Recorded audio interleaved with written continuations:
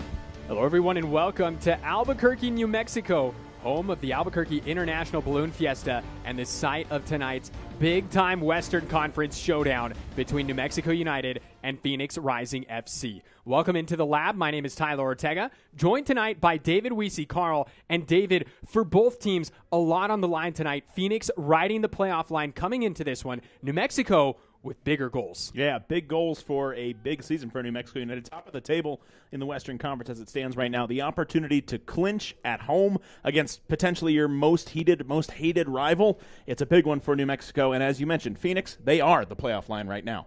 Let's go ahead and dive deeper into this matchup here tonight with a look at our players to watch, brought to you by Toyota. We're going to start off first with the black and yellow. It's the El Paso native coming through the New Mexico United U23 pipeline, Arturo Astorga. Yeah, he completed the path to pro through that U23 pipeline, and he's filling in tonight for Abdi Muhammad, who took a heck of a knock in that match against Sacramento. Wishing Abdi all the best. Tudo started a lot of matches earlier. We'll see how he does this tonight. Here on the flip side for the visitors, it's the Argentinian goalkeeper, Rocco Rios Novo, comes in. He's got 12 clean sheets this season, David. He's been a bright spot for what Phoenix fans would consider a dismal season by their standards. They're great every single year. Rocco Rios Novos has been great this year, former Atlanta United 2 player. He's been fantastic for them all season. Phoenix Rising, the defending champions. New Mexico United looking to chase down their first championship this season. This one going to be a ton of fun here tonight. Tonight's match is brought to you by your New Mexico Ford dealers. We'll step aside. We'll be back with lineups and kickoff.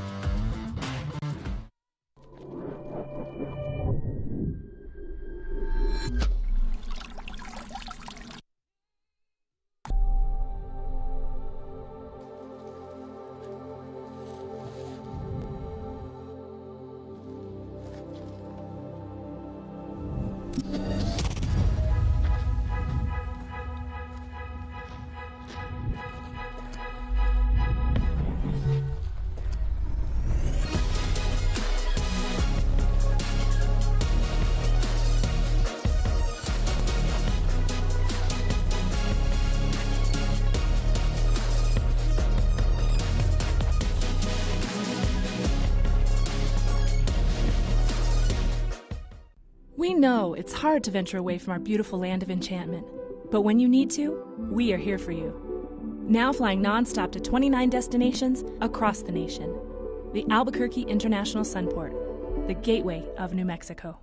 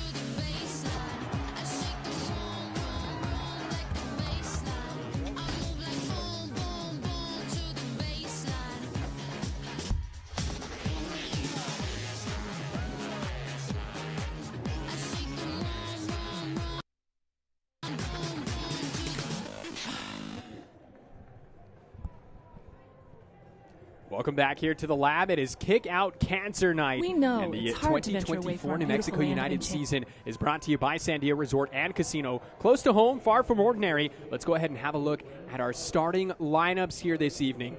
Brought to you by the Somos Unidos Foundation. Rolling out here tonight, David, this is how Eric Quill is sending out his side. You see the captain, Kalen Ryden, making his 4th consecutive start. You see the hometown hero, Sergio Rivas, in the midfield, and the leading goal scorer, Greg Hurst, up top. Greg Hurst just 3 goals off the all-time season-high record for New Mexico United, set by Kevon Frater in 2019 with 14 goals. A hat-trick tonight would do it for him. Can he pull it off? Former Phoenix Rising man himself. Let's take a look here at the visitors' starting 11 now. This is how head coach Diego Gomez is rolling out his side. As we mentioned, Rios Novo will be between the sticks. You're going to see last week's second-half substitute getting the start tonight, Papin Marboy there in the back line. Edgardo Rito also making the start after not starting last match. Renzo Zambrano in that midfield. And you're looking to see Johnson causing some havoc up top. Yeah, you mentioned who's there, but maybe just as notable is who is not for Phoenix Rising. No Remy Cabral, no Darius Formello. Those are their top 2 goal scorers. Goals got to come from somewhere. Maybe it's Johnson, the midseason acquisition for them. Now, one thing you're probably noticing, you don't have to adjust your TV sets. Those are black and pink kits that New Mexico United are wearing tonight. Tell us a little bit about those, Dave. Yeah, those are the Kick Out Cancer kits. Those are a one-time kit that New Mexico will be wearing this evening. And you may notice Sergio Rivas, his first name isn't Brittany, it's Sergio. But each of these players has been paired up with a child or young adult battling cancer at UNMH hospitals or Presbyterian hospitals here in Albuquerque. They got to know these kids. They've developed a relationship with them. And instead of wearing their own names on their back, they're wearing the names of those kids on their back today. Those jerseys are up for auction right now. You can text KICKOUT to 53555. Every dime of proceeds from that auction will go to the Pink Warrior House Foundation, an incredible organization here in New Mexico who helps people who are fighting breast cancer. Wow, just tremendous stuff. And what a sight to see. These kids look absolutely stunning in person. But we've got a soccer match to play, and not just any soccer match. It is New Mexico United taking on Phoenix Rising, a rivalry with much more at stake, as we've just mentioned. We're underway here from the lab. Thanks for joining us for some Wednesday night USL Championship action, as New Mexico looking to lock up the #1 seed in the Western Conference this evening. They can do so with a win. Now, if you remember, Dave, back to the 2019 season, it was Phoenix that locked up the #1 seed in the West right here on this pitch. Yeah, they celebrated as well on this pitch. And I asked, there was only one player who was there at that time who is still here, and that's Daniel Bruce. And I asked him if he remembered when Phoenix celebrated on this pitch after clinching that top seed. He said, I remember it, but it's a completely different team, and we need to focus on right now. New Mexico has the opportunity to do the same on their own home pitch tonight. And Eric Quill, when I asked him about that, said, well, yes, we want to do that, but we've got higher aspirations. We want to go and win a title.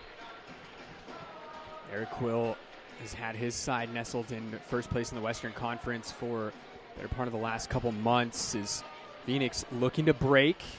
That's Talon Maples able to run Angel off the ball. It's a nice track back from Talon, and it's simple. Just put the ball away, let your guys catch up, get behind the ball, and don't let Phoenix break.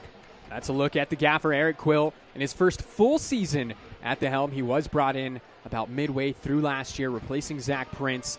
And he's only guided the club, Dave, to the highest point total in club history. He's already eclipsed that mark by 6 points, and there's still some matches to play. Highest point total, most goals scored, highest goal differential, most everything you can name it. Also happens to have the highest win percentage in the history of the club for a manager by a wide margin. So, yeah, he's done a lot of really wonderful things, instilling what we call Quill ball affectionately here.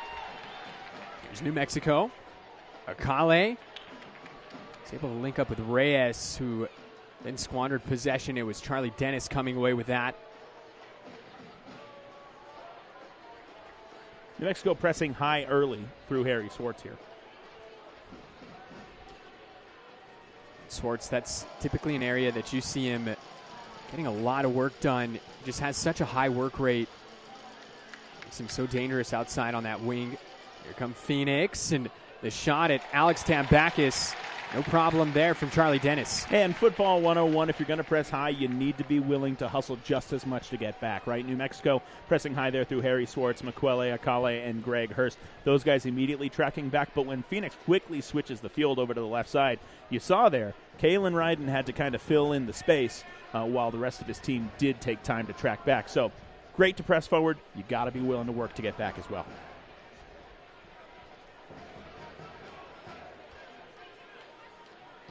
Osu looking to poke this ball forward.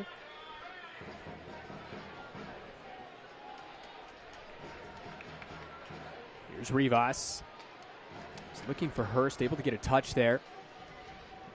The Scotsman goes down, and no foul called from our center official, Thomas Snyder. It's a nice recovery. Osu gives possession away. Fun little touch as well on tonight's kits. You talk about the kickout cancer kits for New Mexico. Phoenix also wearing a little bit of pink. That's white with pink on their jerseys this evening.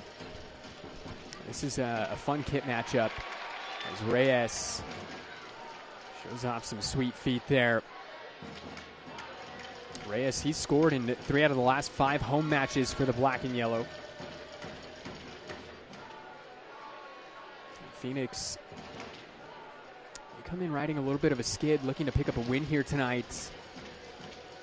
This is a tough place to get it done. New Mexico, they've played 15 home matches. As this ball goes in, and it looked like Wyke having a little bit of trouble dealing with it. New Mexico will get a corner out of this. You mentioned those 15 home matches. 11-2-2. New Mexico United at home this season. Best home record in the Western Conference. Second in the league, only to Louisville City. Good look at the interim head coach there for Phoenix Rising, Diego Gomez, 2023 NISA Coach of the Year. This is our first Topo Chico Hard Seltzer corner kick of the night. It's Makwele Akale that has the honors and goes over everybody there. Phoenix did look to get a touch. I believe that was Potmar Boy. And this is the first head coaching job for Diego Gomez. Previously at Irvine Zeta, filling in there. And at Albion San Diego prior to that. Captain Kalen Ryden.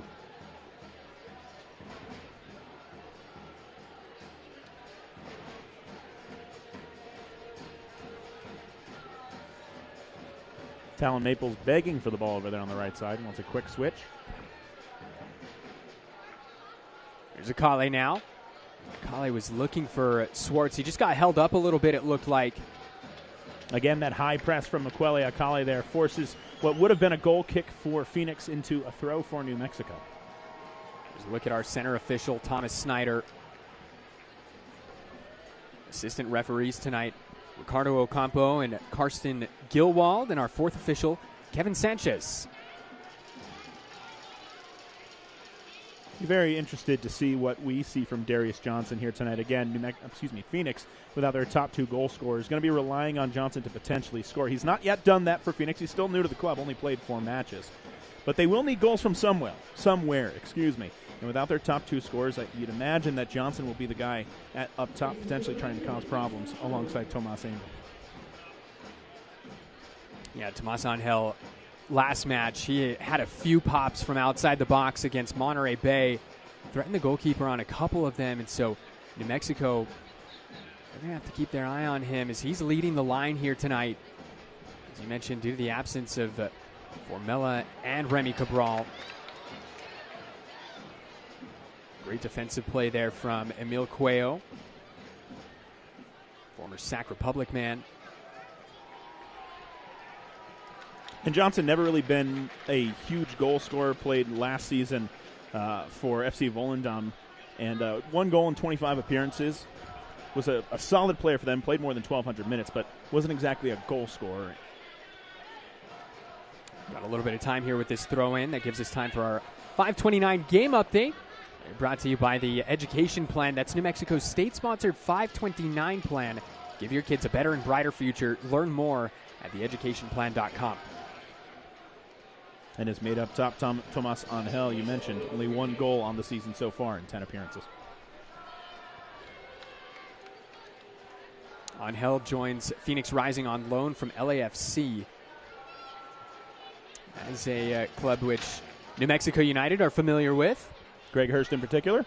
Greg Hurst scoring against LAFC in that quarterfinal out in Los Angeles earlier this summer.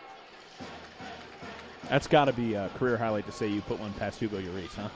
Absolutely. Incredible. Thrilled for Greg Hurst.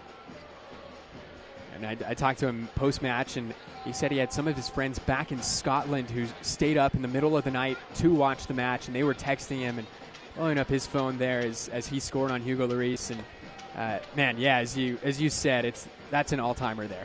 Yeah, absolutely. I mean, a guy who has captained France to a World Cup title. It's pretty cool to say you scored on that guy, and a banger it was. New Mexico sitting in possession. This is Kalen Ryden.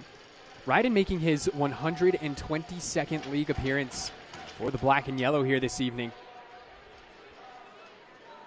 And this the return fixture between these two sides is Rivas able to sneak by Dennis. It's a nice move there for him, but not a good outlet pass out to the left side, looking for Chris Gloucester way behind him. So we have a quick look at our keys to the game brought to you by Garcia Automotive Group. For New Mexico, as we mentioned, this is the return fixture. Sweep the rivalry series, have a 90-minute mentality, and win to clinch number 1 in the West. And you mentioned that rivalry series, Tyler. The people who put that graphic together, and they're not just talking about Phoenix, right? 2-0 against El Paso, a rival of New Mexico this year. 2-0 against Colorado Springs. And while that's not necessarily the heated rivalry that Phoenix or El Paso is, a win tonight would be 6-0 against those 3. Yeah, tremendous season here for New Mexico, and just another notch in what has been a record-breaking season. Yeah, I can't say enough about Quill Ball and what Eric Quill has done in the year and a half he's been here. He's changed the mentality. Rito looking to play a cross in and deflected off of Gloucester. So Phoenix have now earned their first corner kick of the night, and we've got a second to take a look at our Ben Sherman Law injury report. Injured at work, Ben Sherman can help. 3 names on that list: Christian Nava, Deion Harris, both with season-ending injuries. Abdi Muhammad, as David mentioned, took a knock last week. He's not expected to miss too much time. This is Dennis. Dennis, the former Tampa Bay Rowdies man.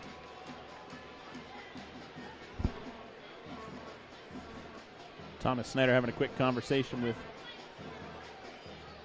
Harry Swartz on the right side. And there's some other extracurriculars going on. They're just above the penalty spot with Arturo Astorga and a number of Phoenix players. Harry Swartz went to the ground. 11 minutes into this one, and this is pretty typical for these two sides. Yeah, rare for these two teams to finish with 22 on the pitch.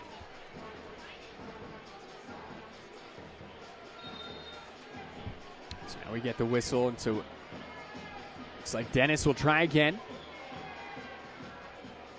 It's the in-swinger towards the back post, and headed away by Greg Hurst. Look dangerous there for the visitors. Harry Swartz has gone to ground. So he may be holding his knee, his leg. Swartz out of Needham, Massachusetts. He's making his 90th USL Championship appearance this evening. And let's take a look at what happened there. You can see him the far left of your screen now at the back post. Oh, and Swartz, you can tell, looked like he just got landed on. Tangle of bodies there. Do you like to see Swartz and, frankly, any New Mexico United defender going up on the back post? If there's a weakness defensively for New Mexico, you see it in these set pieces. The match against Las Vegas was a great example of that, where New Mexico was fairly dominant in possession and chances created, but one opportunity at the back post for Las Vegas made all the difference, and you get a draw out of that match. So I'm sure Coach Eric Quill, while obviously not happy to see Swartz taking a knock, will be happy to see him going up and fighting for that set piece. And that's exactly what you can expect from Harry Swartz. That's what's made him a fan favorite, not only what he does on the field, but obviously the impact that he has in the community. Such a fan favorite in that aspect as well. But you know, when he's down there on the pitch, he is going to give you 110% every single second. Yeah, he's cut from the same cloth as Daniel Bruce. Both those guys, you'd call them, if you're an opponent, you'd call them annoying, right? They don't mind getting under your skin. They don't mind being what you'd call a nudge. They don't mind going after you. And that's what they do well. One thing they both also do well is position their bodies in a way that either draws fouls or forces opponents out of position. Both those guys very similar in that regard. They're terriers. Phoenix on the attack. This ball goes into the box. Down went Darius Johnson, and Thomas Snyder not interested. I think we're going to see our first card here. That is the captain, Zambrano. He goes into the book. Second consecutive match that he sees yellow. He was carded in the 25th minute last match out against Monterey Bay. And you'll see here on the replay, Zambrano carded just for holding up what was a promising attack. Swartz really giving as much as he's getting it there. He hooks on Zambrano's arm, and I think Phoenix will feel hard done by that card. Nice footwork here from Jacobo Reyes.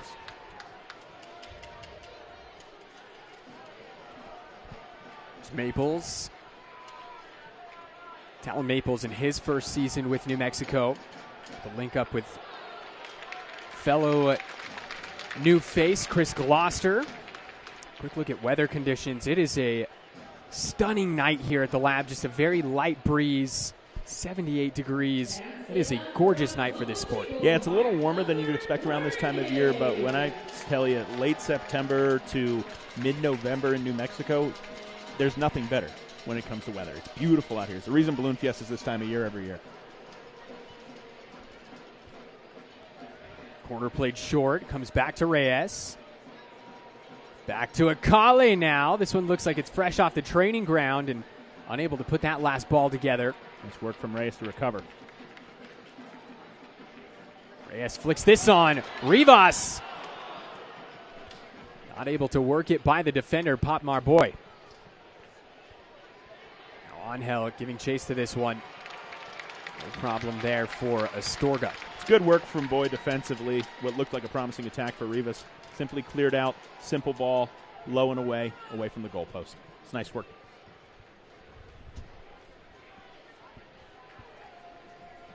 Chris Gloucester, he's become a fixture in the starting 11 here for Eric Quill this season, making his 26th appearance of the year. 25 of those, he's been listed as the starter. Dishes it off. This is Reyes now. Back for Gloucester.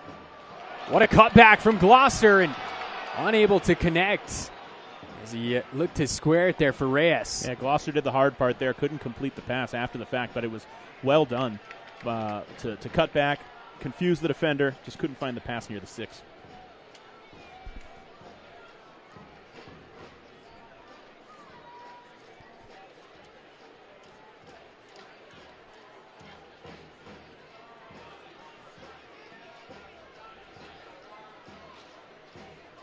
New Mexico coming off a little bit of a bye week. Didn't see any action on the weekends. Last time out in Heart Health Park, it was a tough result. Yeah, it was a tough one for New Mexico, and you start to. I talked to Eric Quill about that result, and you ask him, is that a good thing? Obviously you never want to lose, and you certainly don't want to lose 4-0, but for a team that does have title aspirations, is that the wake-up call that you need? And his response, I'll let you know after the Phoenix match.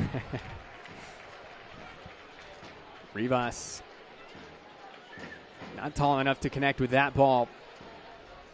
Sergio Rivas, the Albuquerque native, making his 107th appearance for his hometown club here tonight.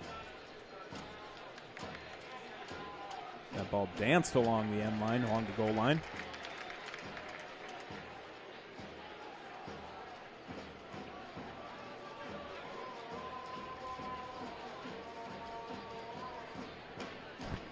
We want to talk about a goalkeeper who is sure-footed. Rocco Rios Novo has been fantastic for Phoenix. Great defensive play there from Johnson. So he just runs Astorga off the ball. Swartz unable to make the recovery. It's a good tackle there from Swartz, but unable to keep it in bounds. Frustrated with himself. But Rocco Rios Novo, again, been fantastic for Phoenix, and again, in a year that I think doesn't live up to the standards of this club. That is year in and year out, fighting for titles, fighting for top seeds in the West. But he has been a bright spot for them, and last year obviously led them to a title. When they came out as the 6th seed, I was talking to a fan the other day who was talking about how, I'll let you get to this, Tio. There's Hurst inside the box. Cuts it back and unable to connect there with Acobo Reyes. Well, I was talking to a fan the other day who said, the positions are kind of flipped from last year with New Mexico and Phoenix, where New Mexico's top of the table and Phoenix is scraping by. And I said, well, that's not necessarily true. You think Phoenix was at the top. That's just because they went and won the title. But they came in as the 6th seed. They were only 2 points ahead of New Mexico at the end of the year. There's Akale, and he's taken down in the midfield. And we're going to see a second yellow card. And no love lost there between Charlie Dennis and Miquele Akale. Second yellow already in the 19th minute. Both of them for stopping promising attacks. Miquele Akale, nice cut through the middle, and I think he knew exactly what he was doing, trying to get in a position where Charlie Dennis was forced to foul him and forced to pick up a yellow here. Yeah, that's an easy yellow card there. It's going to be called every time. For Thomas Snyder.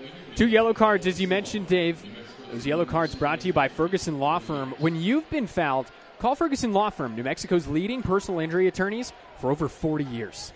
There's something to be said for getting your body in an area. I mentioned it earlier with Harry Swartz. Getting your body in an area where the opponent is forced to foul you if they want to either stop the play or get to the ball. That's what Miquele Akale did really well there. Harry Swartz is an expert at it. Daniel Bruce does it really well. They draw the fouls, and in this case, draw a card as well.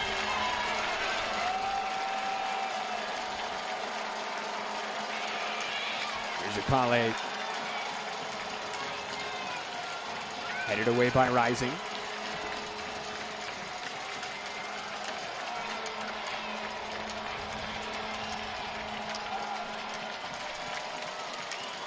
Darius Johnson is quick.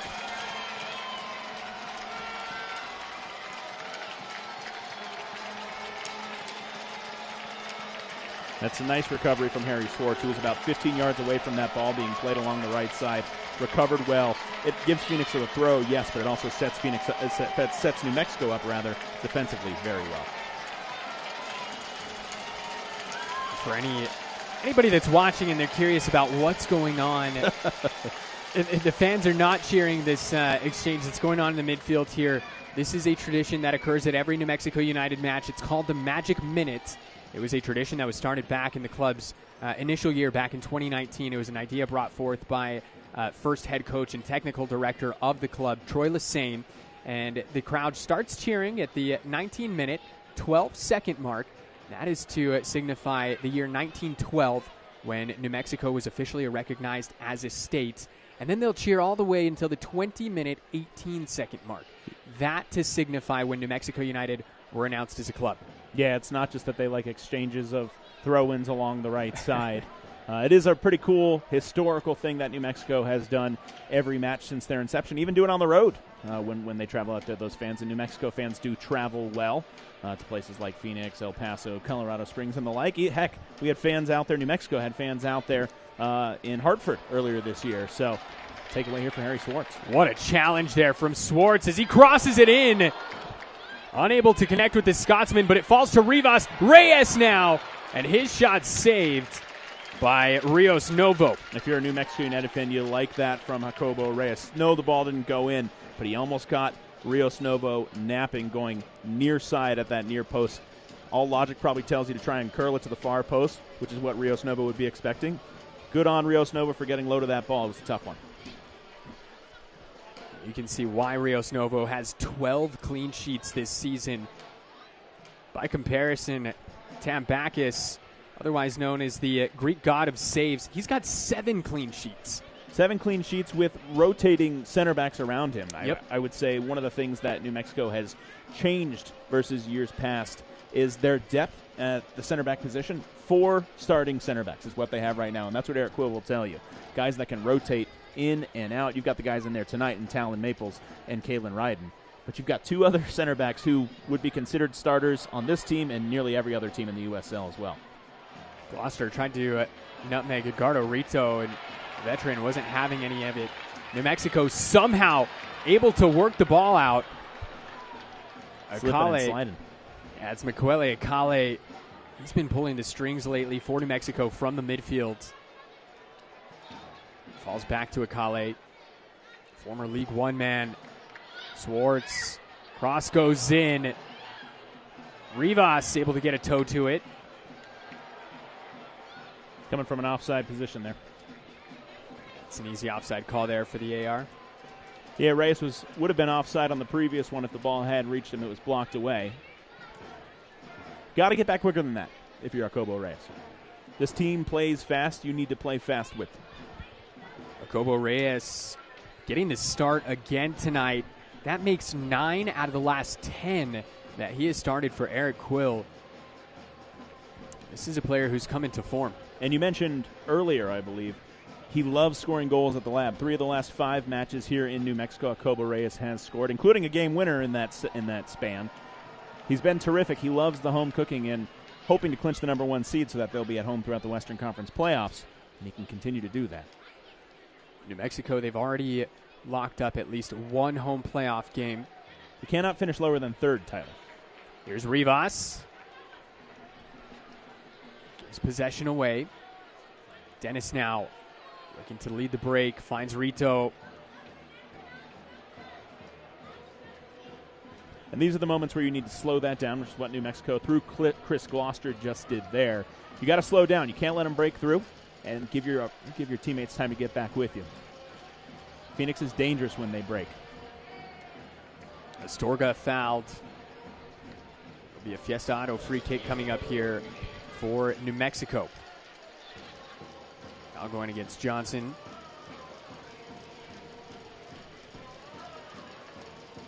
You saw some score updates there for you just a few minutes ago. Some other action going on in the championship here this evening. El Paso and San Antonio also underway. They're scoreless so far. That one very important to Phoenix Rising fans, as is one that already went final tonight, which is North Carolina, 2-0 winners over FC Tulsa. Phoenix Rising fans loving that result as they fight for the 8th seed with Tulsa. Gloucester connects with Reyes. Rivas cuts in, and heavy touch there from Sergio Rivas. It's 2 times now in recent memory as Rivas commits the foul in the center of the pitch, but 2 times now where Rivas has had a nice cut inside and then can't finish it off. Was looking for a diagonal pass previously to Greg Hurst. That was cut out, and this one just unable to get around the defender. Sergio Rivas went to Cibola High School here on the west side of Albuquerque. What an experience it is to play for your hometown club. Yeah, Rivas was asked at the weekly press conference this week what it would mean for him to clinch the number 1 seed for his hometown, for his home state, and he had a very similar answer that He was sitting right next to Eric Quill, so maybe that's why. But a very similar answer in that kind of Kobe Bryant mentality, job's not done. Proud of it. You know, Coach said essentially, we'll have a beer, we'll be excited about it, and then we move on. Then we look to win a title. You like that mentality. You like that level of focus from New Mexico. I hope that they can take a moment when they get there, whether it's tonight or another night, to celebrate what they've accomplished, but the job's not done. 27 minutes gone by here at the lab. New Mexico probing here around the rising 18. Here's Akale now. Inside the box, Akale goes down. Snyder points to the spot, and New Mexico have earned a penalty. It's exactly what I said earlier. Makwele Akale, Harry Swartz, these players are experts at getting their bodies between the player and the ball, forcing them into fouls. This one just happened to be in the box. It's a penalty for New Mexico. Jacobo Reyes standing over it early. Is he handing it off? Reyes and Maples both standing at the spot, and it looks like Talon Maples will take this one. Maybe. And so let's talk about this. Talon Maples has converted from this exact penalty spot here this season. It was in the win against Colorado Springs back in June. Yes, that's right. And it was at a time where New Mexico had missed several in a row, and nobody really wanted to take the penalty. Talon stepped up and said, I'm going to take this, and he converted. So it's Maples, the center back, standing over the penalty. Former Houston Dynamo 2-man. He was the captain over the past couple seasons there.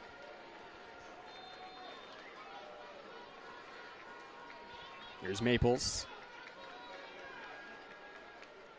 And Maples gets Rios Novo diving the other way. He's now scored his third goal of the season, and New Mexico take the lead here in the 29th minute. Third goal of the season for Talon Maples, second from the penalty, and he points to the back of his jersey. Isadora is the name of the girl he scored for tonight. She's battling cancer right now. Incredible from Talon Maples. A 1-0 lead for New Mexico. That goal brought to you by Enterprise Builders, built on a foundation of trust for over 30 years.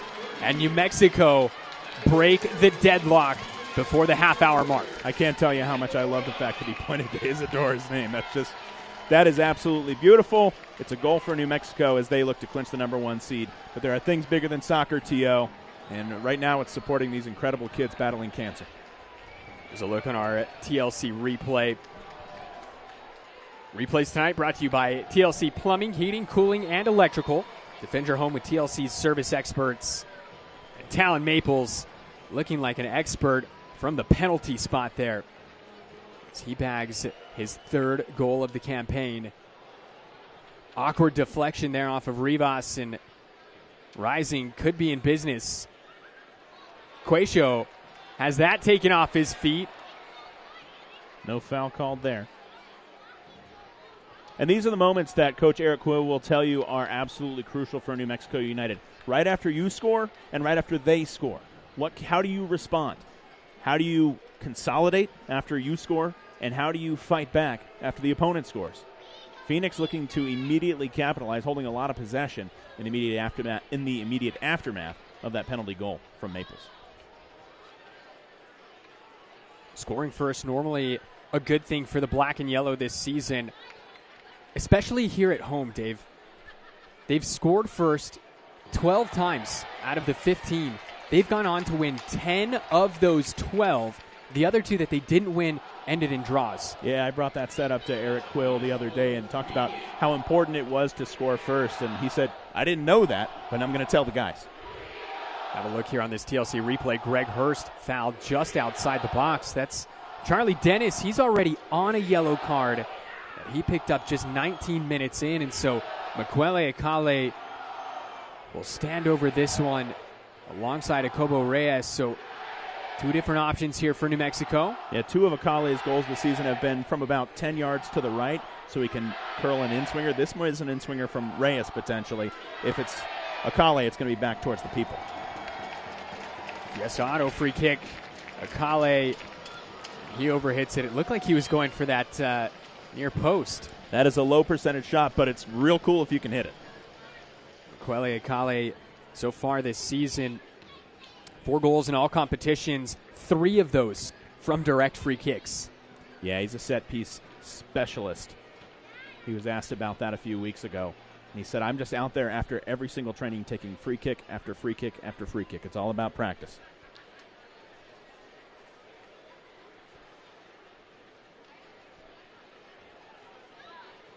That ball poked away by Zambrano before it gets to Akale. Akale able to win possession back. Despite being very undersized compared to his opponent there. Swartz looking to connect with Hurst, and the Scotsman not quite expecting that.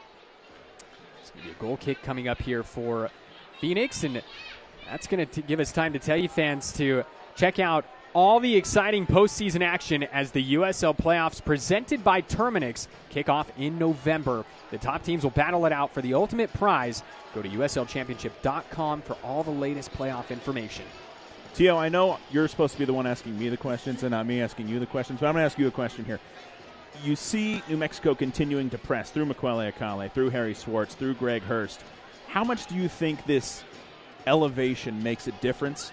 And obviously potentially more so later in the match, but how much does that make a difference for New Mexico when other teams are coming in to the lab at potentially lower elevations like Phoenix is, or some of these teams from the East Coast? Yeah, and I know my normal broadcast partner, Chris Hurst, he's actually sitting at home with his broadcast bingo card, and he's checking the elevation box off with this one here. Is this cross goes into the box and just gets away from Tomas Angel. Phoenix able to come back into possession. I promise I'm going to answer your question here in just a second. This is more important. New Mexico able to see this one out. It's a goal kick for the black and yellow, but yeah, it's got to be huge. You just saw the lower third graphic there. We're nestled at just over 5,100 feet in elevation right here at the lab. Phoenix, by comparison, according to the Google machine, just over 1,000 feet in elevation. And so when you get late in these sort of games, 80th minute onwards, that's when you really start to see it have an effect. But the effects that you'll often see, it's not physical, it's the mental effects that it has, right? Just not being as sharp. And so New Mexico, they do have that advantage, able to live here and train here on the day-to-day basis. Here's Rito as Hosu comes in with a huge challenge. You mentioned, in my opinion, the most important part of that, which is the ability to train here on a day-to-day basis. They get used to this elevation. You get Olympic runners and Olympic bicyclists who come here to New Mexico to train for that very reason.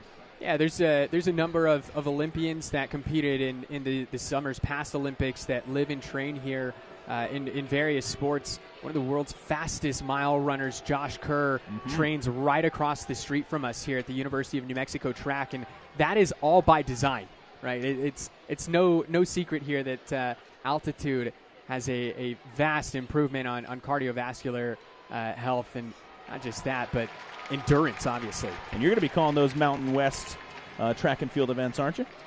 Mountain West Cross Country Championships. There you go. Myself and actually our radio play-by-play, Adam Deal, who's in the booth next to us. Hey, he and I will be team on there. those. It's going to be a lot of fun. And you're a runner yourself. I mean, your day-to-day, I was talking to you earlier today. I was very happy, very excited. I'm looking at my Fitbit right now. I've got 17,000 steps. That's at the terrific. time when I talked to you, I was around 15,000, and then you were just well above that, and I'm all sweaty, and you're just having a great day. We're very lucky here in Albuquerque to have the community that we do, but not just that. As Phoenix looking to play this one in, we have great scenery, great access to trails, and then as you mentioned, the weather here, tremendous. 330 days of sunshine. It's a great place to be. Here's Akale.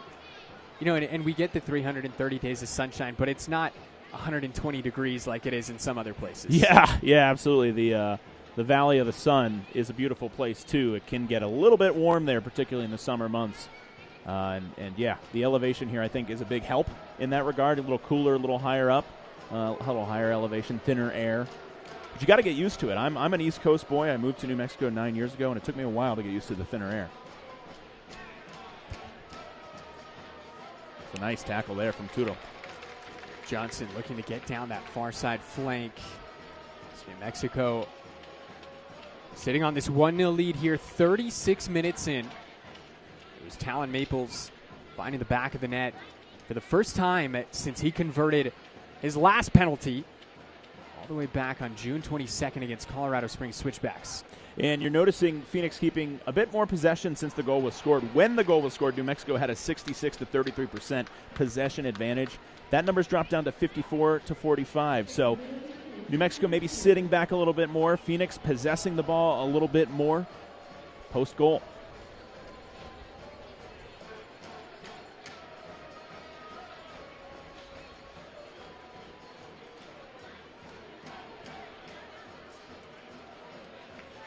Gloucester.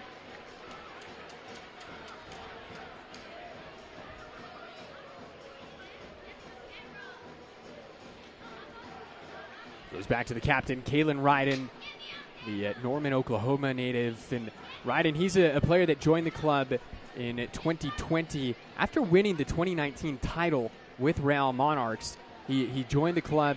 He has just been a fixture here for the black and yellow, not just on the pitch, Dave, but in the community as well. Yeah, he's not technically an OG, but he feels like one to every single player, staff member, fan. He feels like an original member of this team. And it's funny, he talked about playing for Real Monarchs here in 2019. I'll let you hit this, Tio.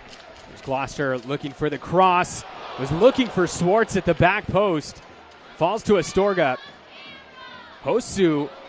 Woo! That one is headed up into the crowd. Yeah, we've got a lot of space here, and that was a blast off. But Kalen Ryden talked about playing here in 2019 for Real Monarchs, the year that he did win the title, and playing against this crowd, the best crowd in the USL Championship. He said he wanted to play here. He wanted to be here. Actually ended up signing the contract with New Mexico United on his wedding night. There's video of him and his wonderful wife, Jade Ryden, collectively together signing the contract with New Mexico United on their wedding night right before they moved to New Mexico. This ball played out to Wyke from Rios Novo. Heavy touch, but the foul going to go against Sergio Rivas. That's 2 on Rivas in that area. He's got to be careful.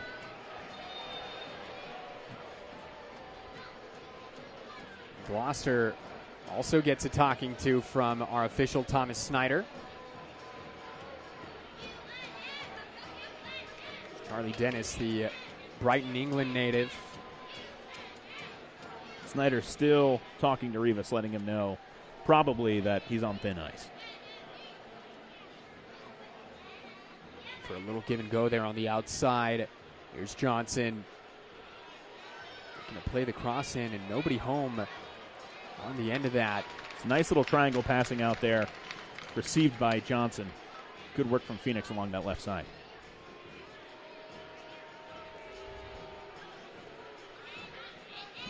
Wyke.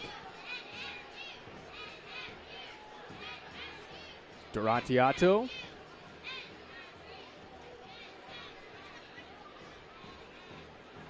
Johnson once again. Cross this time. Not enough bend on it. What other cliche things can I say to get Chris Hurst to cross something off of his bingo card? We'll have to work on that one as this broadcast goes on. Love you, Hursty.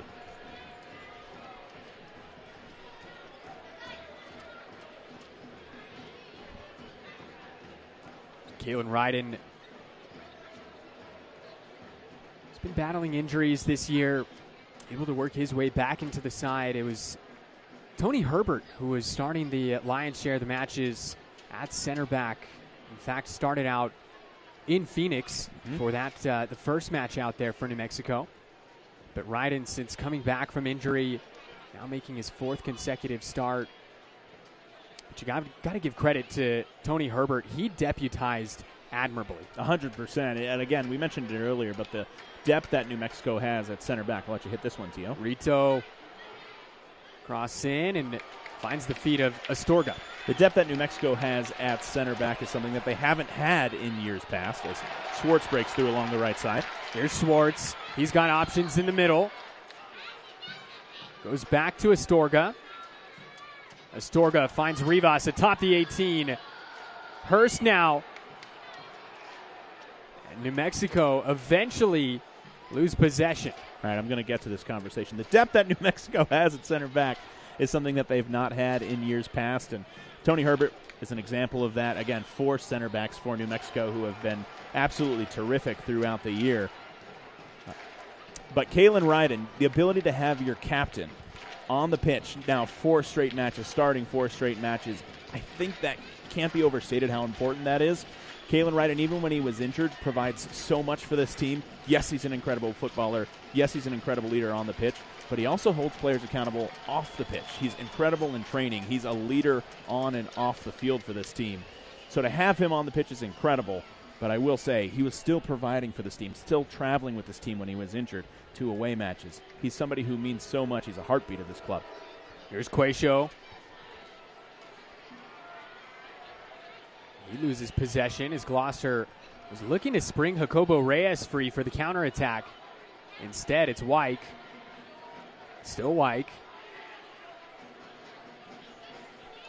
Quayshow.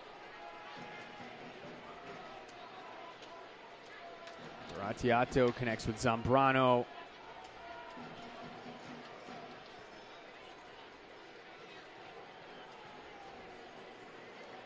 Johnson able to win the throw-in.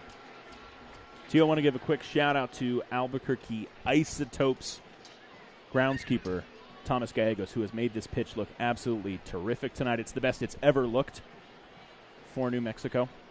Grateful to him. A lot of hard work goes into making this baseball stadium into a football pitch every single week, and this is the best I've ever seen. Second that, absolutely. One of the things that's nice about it is the vertical lines, or I guess horizontal from our perspective here, allow you to see offside a lot better. Yeah, that's got to be a big plus for the ARs, where typically, the New Mexico United season coincides with the Albuquerque Isotopes baseball season, and so oftentimes you see some funny patterns that are in there on the soccer pitch because it's mode for a baseball game. And so that's certainly not the case tonight, and yes, want to echo those sentiments towards our head groundskeeper, Thomas here. Does an incredible job as Phoenix now looking to cause some problems. That's a great tackle from Kalen Ryden. That's the captain on call whenever you need him, as Rito thought he had something cooking up. We spoke earlier, though, how important will it be for New Mexico United to defend set pieces? They've shown some weakness in that in years past. Can they get up? Can they get higher in the ability to slow that down? Another corner kick coming up here. Brought to you by Topo Chico Hard Seltzer. Hello, crisp, refreshing taste. Hello, Topo Chico Hard Seltzer.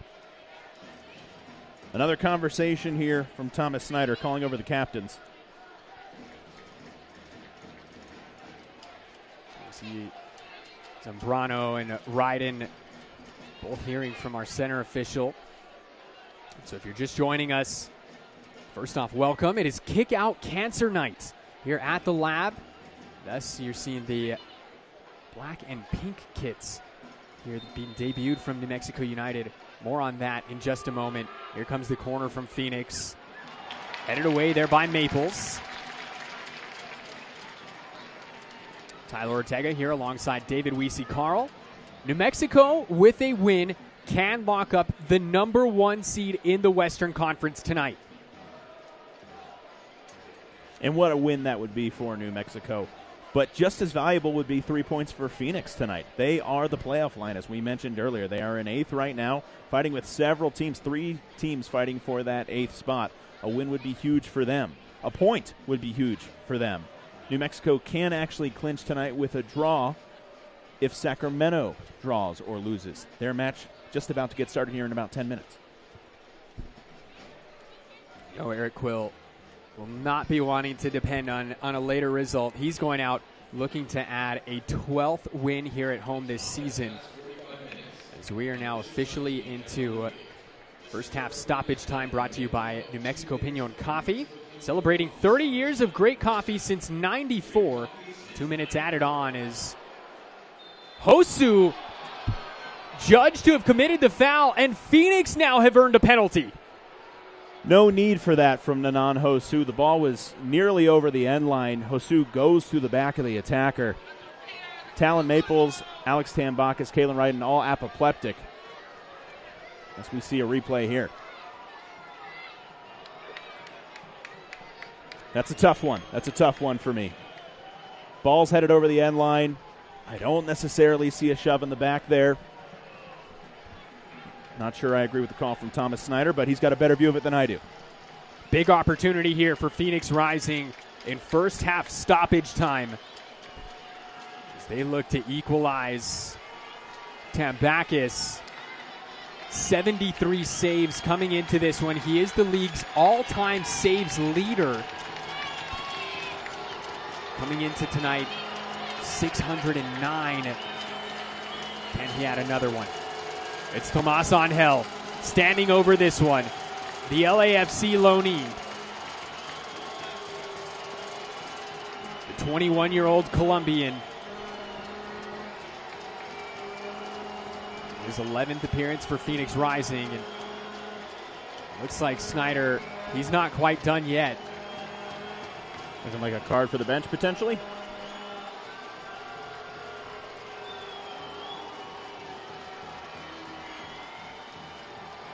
And so a yellow card shown to somebody there on the New Mexico United bench. That one did not look to be directed towards Eric Quill. Like an assistant coach, not sure which.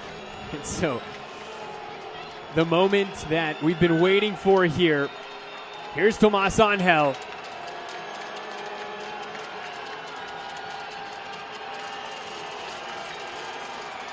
And he gets Tambakis going the wrong way. Phoenix Rising have tied things up here in first half stoppage time. Second goal of the season for Tomas Angel. Yeah, 1-1 the score. New Mexico will feel hard done by that, not just for the fact that the penalty may have been a bit soft, more so on the fact that Phoenix didn't have a shot on goal prior to that penalty. Just one shot overall, none on frame. 1-1 will be the score very likely at halftime, and Eric Quill will have to rally the troops. Get another look there on that TLC replay. Tambakis goes right. Angel goes left. 1-1. Phoenix Rising have tied things up. Again, you talk about how do you recover when the opponent scores here. Are you going to sit back? Are you going to go and try and take the game by the scruff of the neck as Talon Maples recovers after his own giveaway? I think that challenge there from Maples might have just answered your question. It's New Mexico looking to push here before this whistle. One last opportunity. Comes back to Hosu. Hosu was looking to thread the needle there for Reyes. Nearly did. And instead, Phoenix with an opportunity to break.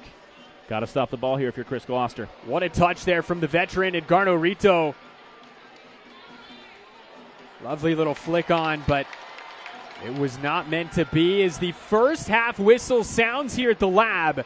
And what a first half it's been. We're deadlocked here. One goal apiece. Dave, your thoughts on the first 45? New Mexico dominating in chances created, but the only number that matters is right there, 1-1. New Mexico will feel hard done by the penalty, but you got 45 minutes to make it right. Talon Maples, Tomas Angel, your two goal scorers, both from the penalty spots. We'll go ahead and step aside. We'll be back with some halftime.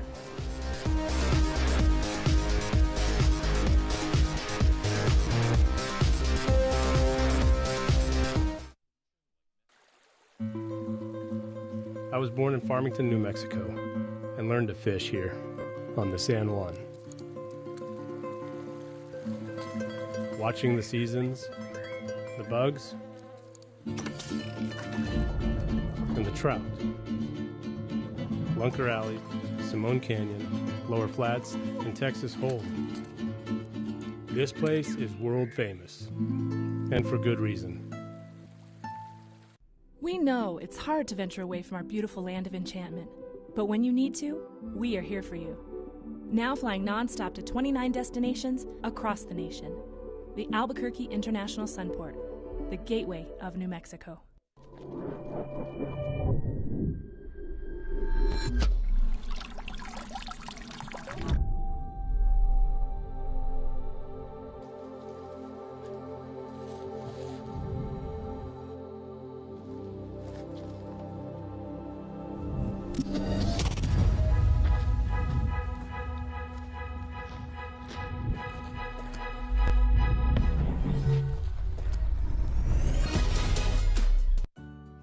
Are you a caregiver of a friend or family member that could use some support? We're here for you. Introducing New Mexicare, a program dedicated to caring for our families. We offer significant financial assistance and comprehensive training to empower both caregivers and older adults to flourish in the comfort of home. To see if you're eligible to enroll in the program, visit newmexicare.org. That's newmexicare.org.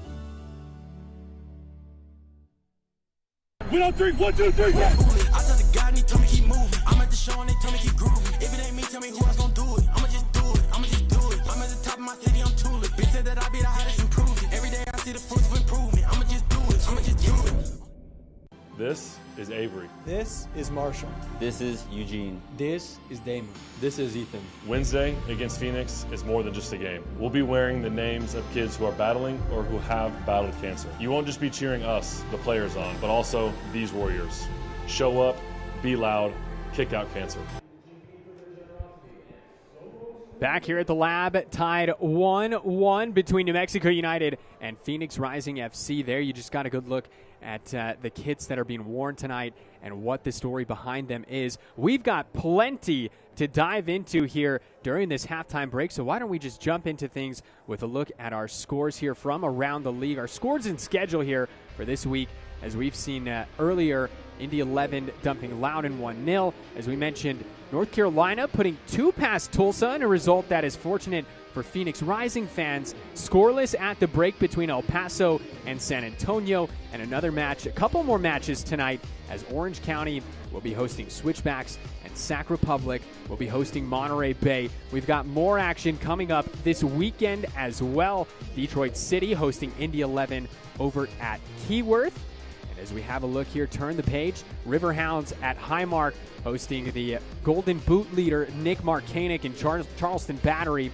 Hartford will be facing North Carolina, Lou City, in a heavyweight Eastern Conference battle with Tampa Bay Rowdies, that one on the Golazo Network.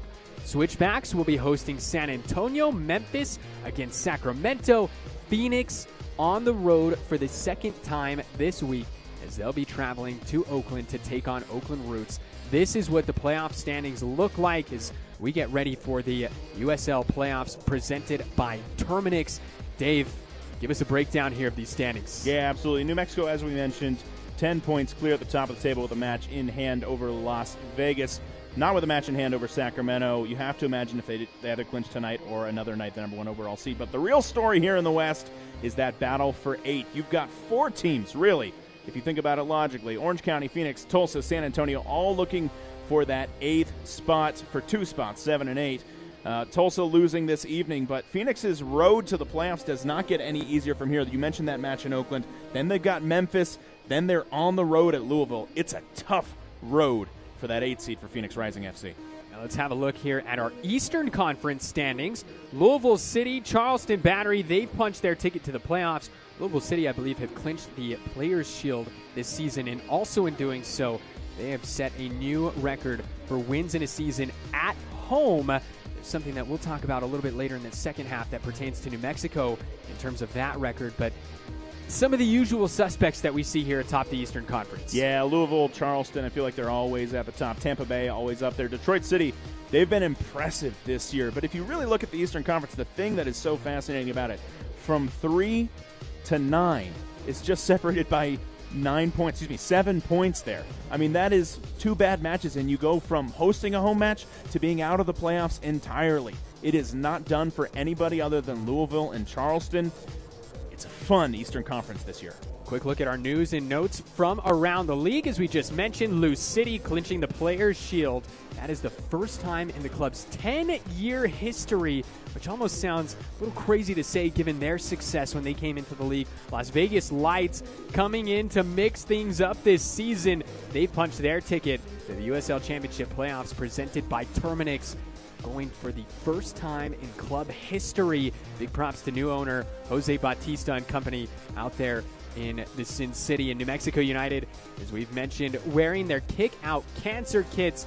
Jerseys will be auctioned and proceeds will be donated, benefiting the Pink Warrior House Foundation. We'll have a quick look at our team of the week here from week 31. Burton Hawkinson from Pittsburgh, your player of the week. Jordan Stewart from Monterey Bay taking home Coach of the Week honors. We'll step aside. We'll be back with more halftime action here at the Lab.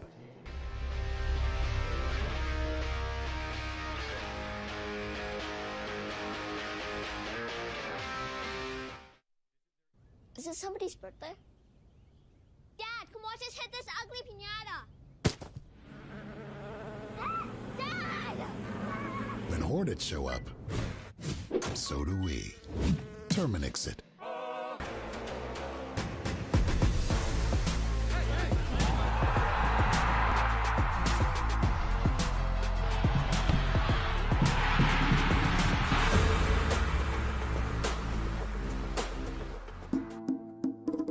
New flavors. The same traditions. Be the guest of honor.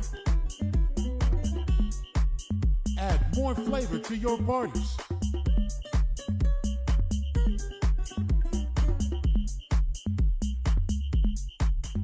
El Jimador. Spiked Bebidas. Welcome to Do or Die.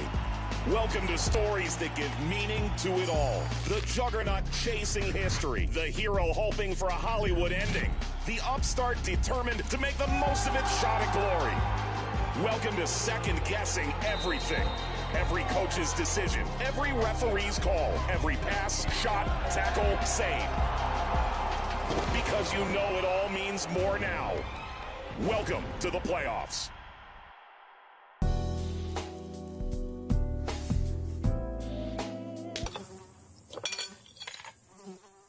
Mosquitoes show up, so do we. Terminix it. Yeah, sweet. I said what I said. I'd rather be famous instead.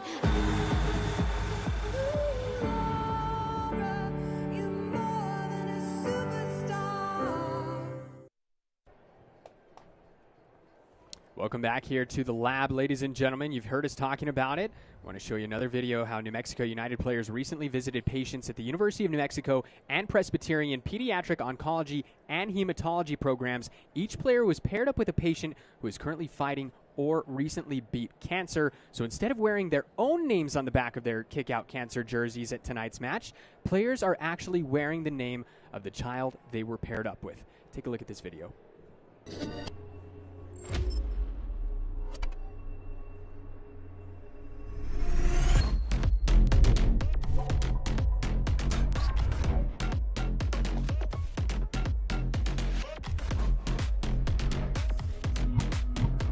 Okay.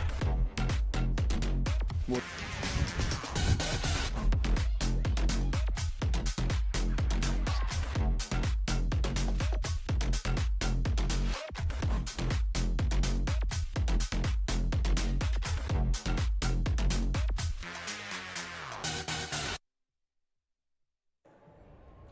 Not only are they sweet-looking threads, but they are being auctioned off online. Proceeds benefiting the Pink Warrior House Foundation. You can text the word KICKOUT to 53555.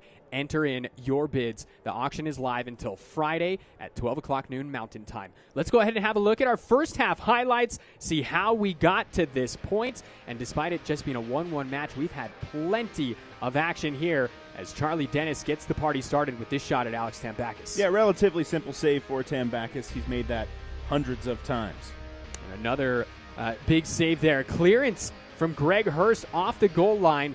The first goal of the match. Talon Maples scoring for the first time since June, which ironically was a penalty on that same exact goal, as we have a third look at Talon Maples cashing in on his third goal of the season. But Phoenix, they weren't done, Dave, as Tomas Angel was also able to convert from the penalty spot in his first half stoppage time, which we'll see now. Yeah, Makwele Akale earns the penalty for New Mexico. Nanan Hosu commits the foul along the end line to give Phoenix their penalty. Really unnecessary. Ball was going over the end line, but it's converted relatively easily.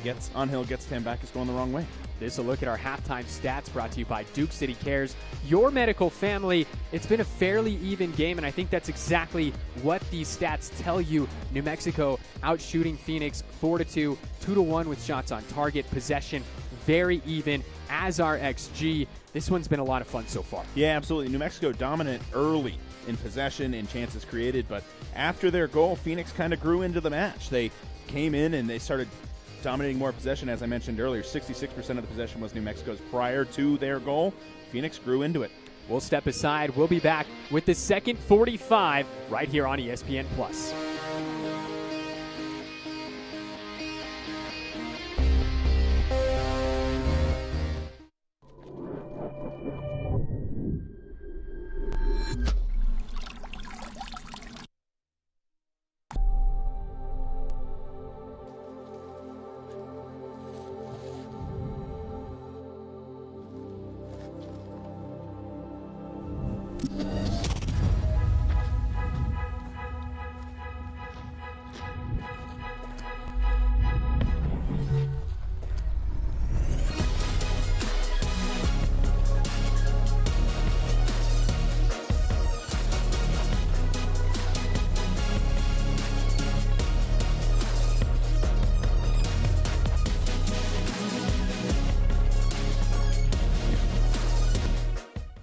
We know it's hard to venture away from our beautiful land of enchantment, but when you need to, we are here for you.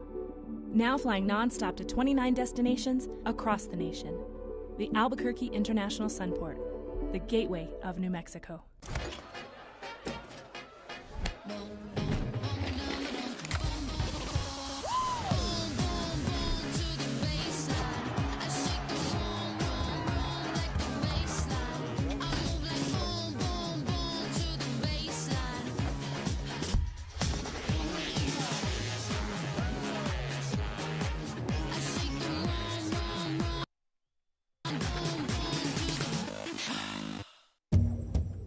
This dance was born here. It became the legacy of my family. 6 hoops, many forms. Eagle, butterfly, water serpent, Mother Earth. When I dance, it brings me home.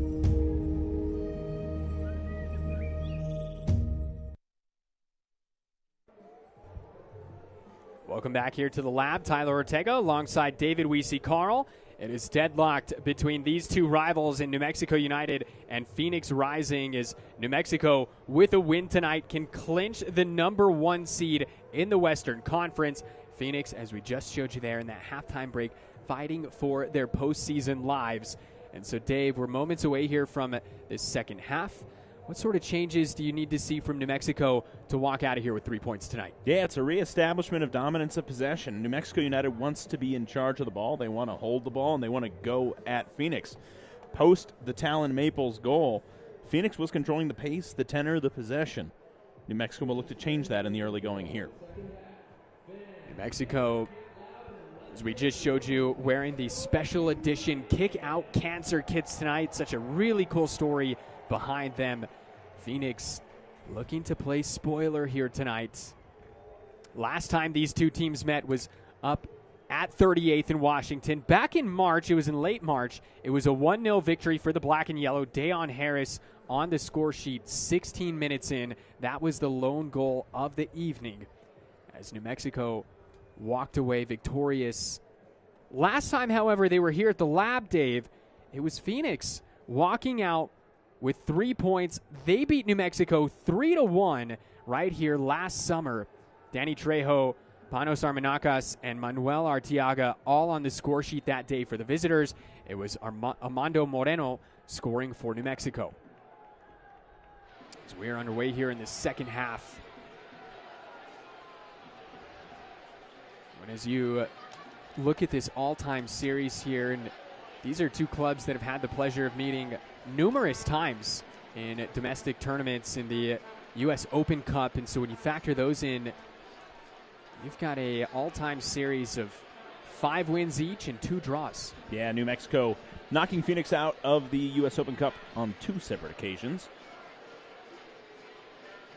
Phoenix holding the 5-3-2 advantage in league play.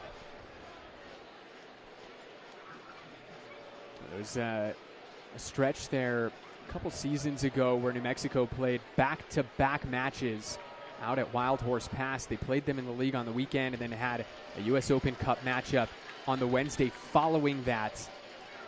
Greg Hurst was the goal scorer both times, but not for New Mexico. It's during his Phoenix Rising days as Harry Swartz not able to connect with Mukwele Akale. Yeah, you've had a few players who have crossed the lines between these two clubs. You mentioned one right there in Greg Hurst. Kevon Frater also played for both of these teams. Sam Hamilton played for both of these clubs as well. Can't forget about our Spaniard, Santi Moar. That's right. There's a number of them, and you really talk about two of the top clubs when it comes to the Western Conference, just in terms of consistency year after year.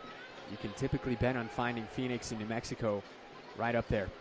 Yeah, the one biggest discrepancy between the two is Phoenix has won silverware. New Mexico looking to do that for the very first time.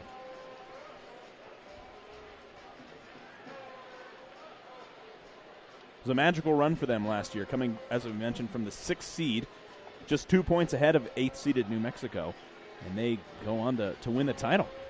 Many of those matches on the road, led by Rocco Rios-Novo as Talon Maples turns it over. It's a bad giveaway there from Maples, and Angel looking for a second. Tambakis comes out to grab it, playing sweeper-keeper. That's terrific goalkeeping from Alex Tambakis, coming off his line, timing that absolutely perfectly, because if you time it wrong, it's very easily a penalty as New Mexico give it away here in the midfield once again. It's Gloucester with the giveaway that time. Here's Johnson once again. Johnson, left-footed. Johnson sends this one over the goal of Alex Tambakis. Tambakis not happy with midfield play right now. Got up immediately following that shot over the bar and had a few choice words. Still having a few choice words as he sets up the goal kick. Darius Johnson, the 24-year-old, has 8 caps for the Grenada national team.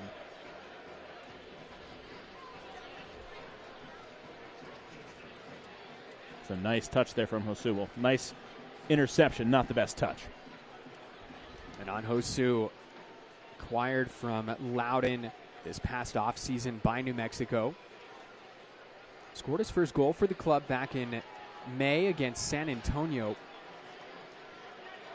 Swartz able to come away with that one. Swartz finds some support. Astorga. Now Akale. Akale cuts it back. Back to Swartz. Ooh. And Harry Swartz nearly found the back of the net. Sergio Rivas begging for the ball at the top of the 18. He had some space to work with. That one nearly clipped in. That was, it looked like it had just a slight deflection there once it left Harry Swartz's foot. We'll get another look here on this TLC replay. And that's exactly what it was. It was the deflection from the defender closing down. Yeah, that was intended to be a pass, but if that went in the back of the net, I promise you Harry Swartz would have said it was a shot. It's Emil Cuecio getting a toe to it. Topo Chico's hard seltzer corner kick. Out to Reyes. He's got space. Reyes, why not? And he sends it over the bar. Yeah, that one well over and well wide, but you can't blame him for having a shot there. He's got a lot of space at the top of the 18. That was absolutely drawn up on the training pitch. Reyes making his 17th start of the season. 23rd appearance. He was somebody who was acquired during the middle of the season last year after Eric Quill took over. In fact, he was acquired on loan from Monterrey, but not the Union. Monterrey down in Mexico. Yeah, played most of his matches down there for the 2 team. And it looks like Hosu might pick up a card here. Nanan Hosu, 51st minute yellow card. First player to be booked for New Mexico. There's a yellow card shown to assistant coach Luke Sanford towards the end of the first half. I believe that's Charlie Dennis, and he looks to be in a lot of pain down there. Holding his shoulder, getting stretched out by the trainer.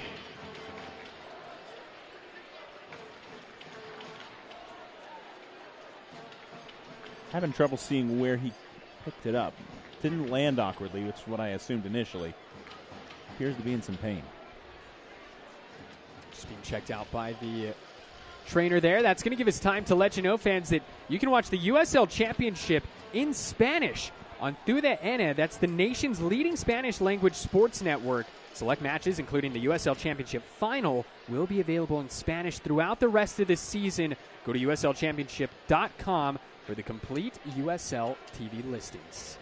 You can also watch New Mexico United matches in Spanish on Estrella TV if you're here locally in New Mexico. Absolutely. Our good friends Manny Esquivel and former New Mexico United player, current front office member David Estrada are on the calls for those. And, I'll be honest, there's some times where I'm able to catch the replay and flip it to Spanish, and they are so fun to listen to. Yeah, you want to talk about knowledge of the game from David Estrada. You want to talk about a fun listen. David and Manny have it down.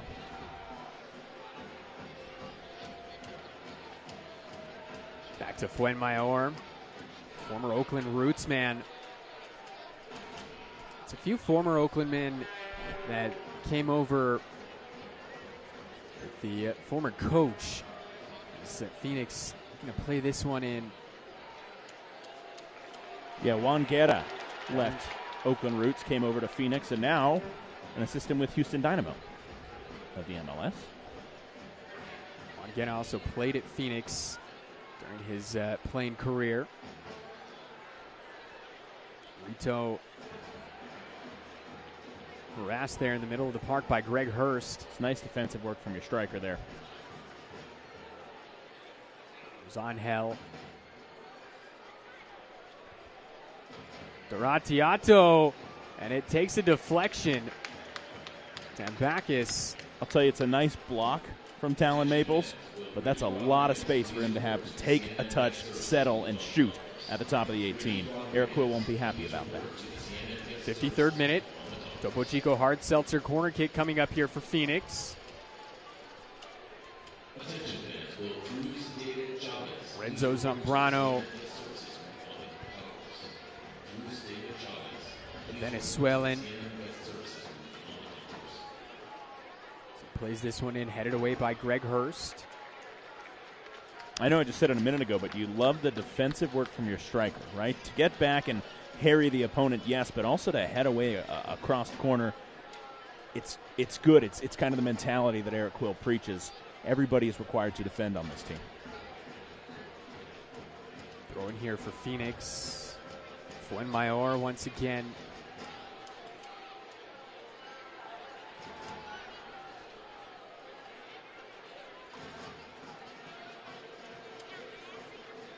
Problem there for Tambakis.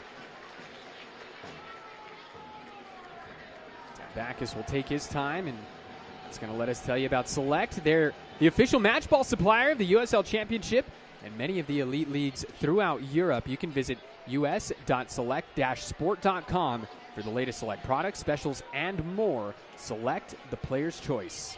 Hey, Alex Tambakis, much like Kalen Ryden I mentioned earlier, not year one players, but they feel like it. They've been here for a long, long time and really ingratiated themselves to the fans, the community, and on and off the pitch. Which speaks volumes for Alex Tambakis. He was sort of a late acquisition before the season started for New Mexico. Not this season, but back when he was acquired. And it was due to Cody Mizell, who was a huge fan favorite in those early years. El Gato Naranja, as the fans so affectionately referred to him as. He moved on to go play and eventually win an MLS championship. Yeah, went to NYCFC, but as you mentioned, that was late in the offseason for New Mexico. I remember hearing that from Troy Lesane and being concerned. You lose the goalkeeper that has become a fan favorite, yes, but has also led you to an Open Cup quarterfinal and really been an absolute staple in that first-year team. So to get Tambakis, a player of his caliber, so late in that offseason and who has been here for the 5 years since is incredible. Tambakis, as we mentioned, the league's all-time saves leader. That was an accolade that he was able to nab this year. It's the only player to have over 600 career saves in league history. Long shot. That one was rising the whole way. I see what you did there. So we got to look at the scores update there in the top left corner. We've got a couple that have gone final. 3 matches in progress right now. San Antonio finally have broken that deadlock with El Paso Locomotive. They're up 1-0, 54 minutes in, scoreless in the other two. Yeah, El Paso and San Antonio and Orange County, Colorado Springs, both of interest to Phoenix. The Sacramento match, obviously, of interest to New Mexico here. This ball looking for Akale. It's a really nice touch from Zambrano.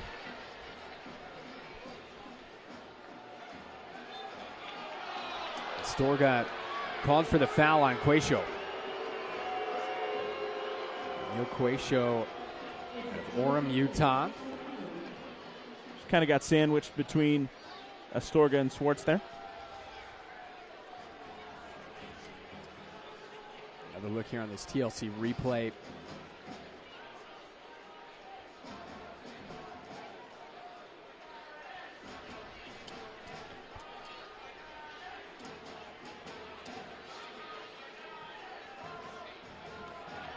Teal, also want to give a quick shout out to our folks down in Tampa, both at the USL Championship, USL League level, and with the Tampa Bay Rowdies, wishing them all the best safety, most importantly, as Hurricane Milton makes its way through that area. Care very deeply for our comrades over there and hope they're doing okay. Absolutely, great shout. Phoenix looking to turn and break. Duratiato. Maples does well to see this one out. Yeah, it's a simple thing, shielding the ball. It appears to be a simple thing, but not always so. Earns the goal kick for his team. It's Darius Johnson giving chase there. Johnson in his first season with Phoenix actually making just his 5th appearance for the club.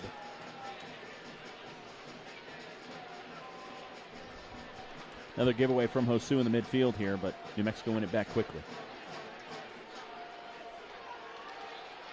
Here's Akale. He's got options. Goes for Hurst. Hurst cuts it back. Eventually it amounts to nothing there for New Mexico. Looked a little off balance and disjointed that entire attack. It's a nice initial ball to Hurst.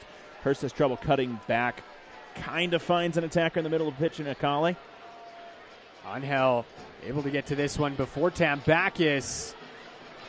And eventually cleared out. Not that far. And the deflection in front of the net.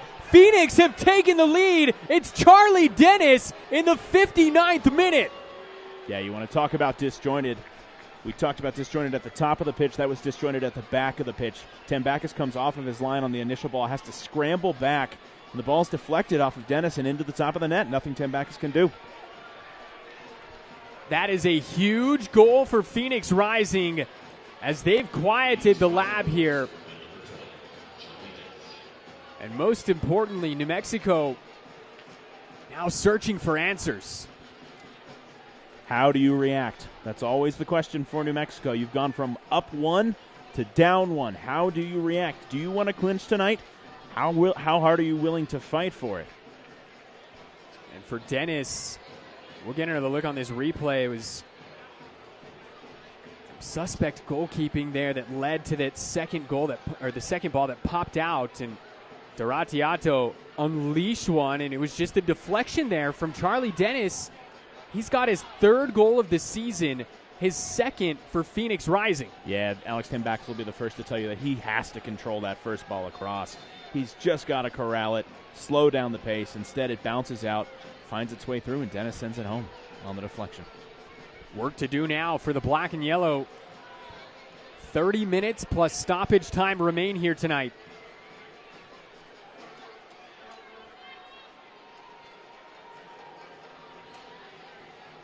So falls to Rivas.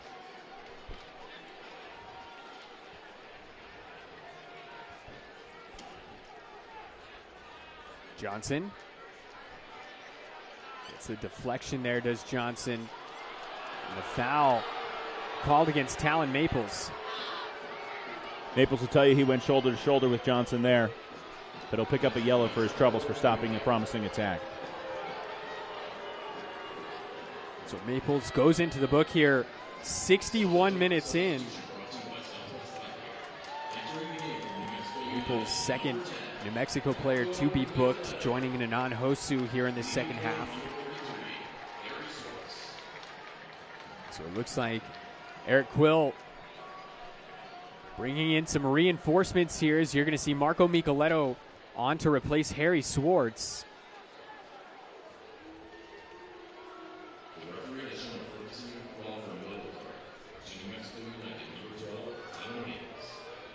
Got to switch things up here if you're New Mexico United. Marco Micheletto provides some attacking verve in the midfield. Harry Swartz obviously provides plenty of attack prowess himself, but he's been going at it for 60 minutes along the wing. Micheletto plays more centrally. We'll see if New Mexico attacks the center of the pitch. Here's Johnson.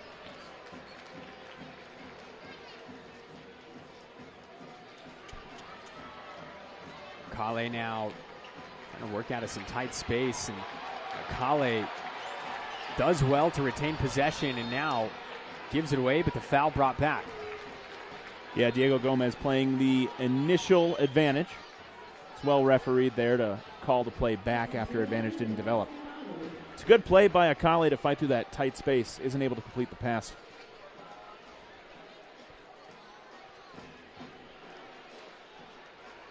Here's Reyes.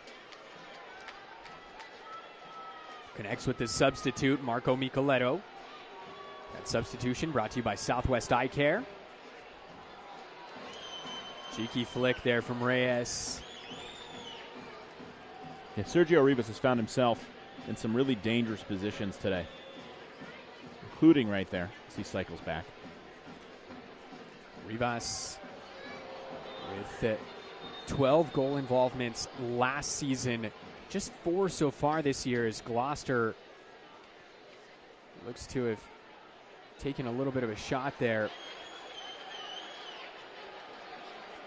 A little bit of help being administered by the opposing player. That's Garno Rito. I think Rito's clearance may have gotten Gloucester in the lower extremities. Gloucester looks to be okay.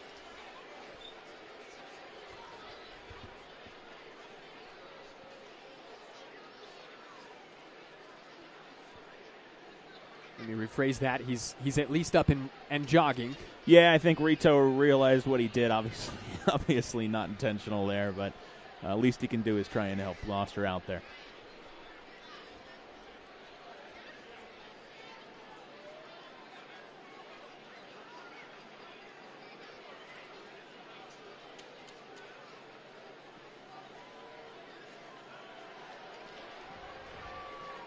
Here's Astorga.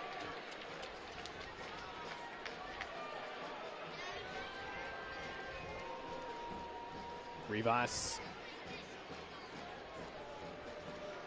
mentioned his 4 goal involvements. It was coming by way of 3 goals, 1 assist. Here's Reyes now. Finds Astorga.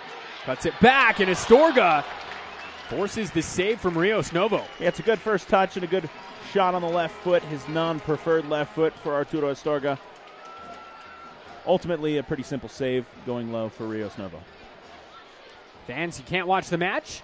Turn on Sirius XM-FC 157. That's North America's only 24/7 source for engaging soccer talk, including USL All Access. You can watch that Tuesdays, or hear that Tuesdays, 8 a.m. Eastern, 6 p.m. Mountain Time. Plus, you can also hear live matches from the USL, MLS, Premier League, and more, all on Sirius XM-FC 157 and the new Sirius XM app. Listen in to Mike Watson, Devin Kerr every week. They're fun to listen to. There's Johnson. Not able to work his way by Maples, and play now stopped.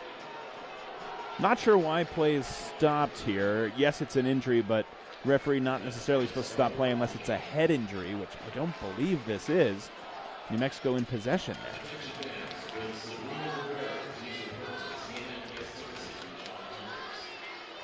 It's Doratiato who is down. Talon Maples making that same argument, I believe. Giulio Doratiato, the 20-year-old Italian, spent last season with the Juventus next-gen team in Serie C.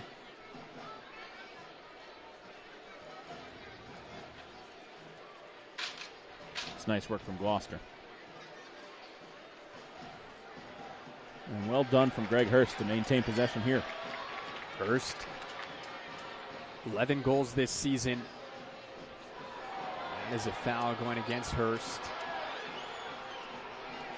You can start seeing the emotions starting to come out here for these New Mexico players. They know what's on the line tonight. Yeah, for both teams. I mean, ultimately, if New Mexico are able to come through and equalize, I think you'll see more of the same from Phoenix, right? Both of these teams fighting for something really important tonight. Obviously, very different things, but you can bet if New Mexico come through and equalize, the temperature's only going to go up.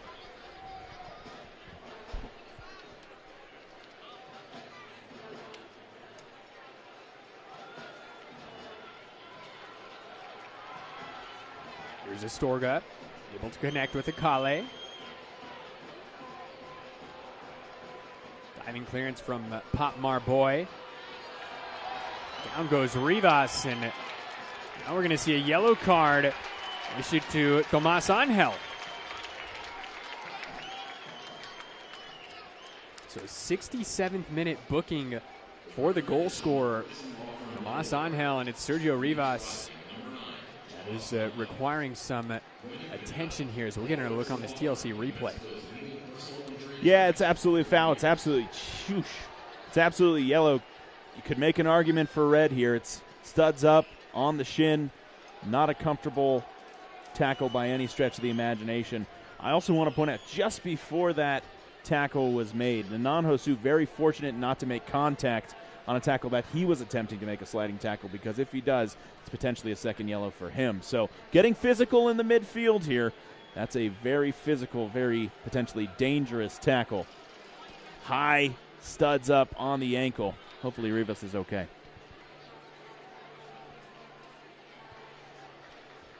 Rivas up on his feet. That yellow card brought to you by the guys at Ferguson Law Firm.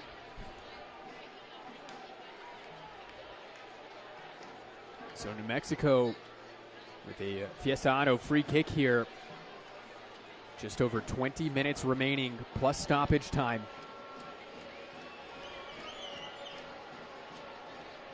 Is that an awkward space for a free kick, right? It's certainly not close enough to really put it on frame. And this line is pretty high from Phoenix. Be interesting to see where Gloucester tries to drop this one in, or if he'll just play it short. Decides to go to Akale, get a better angle. Headed away by Pop Marboy. Got some score updates coming up here for you.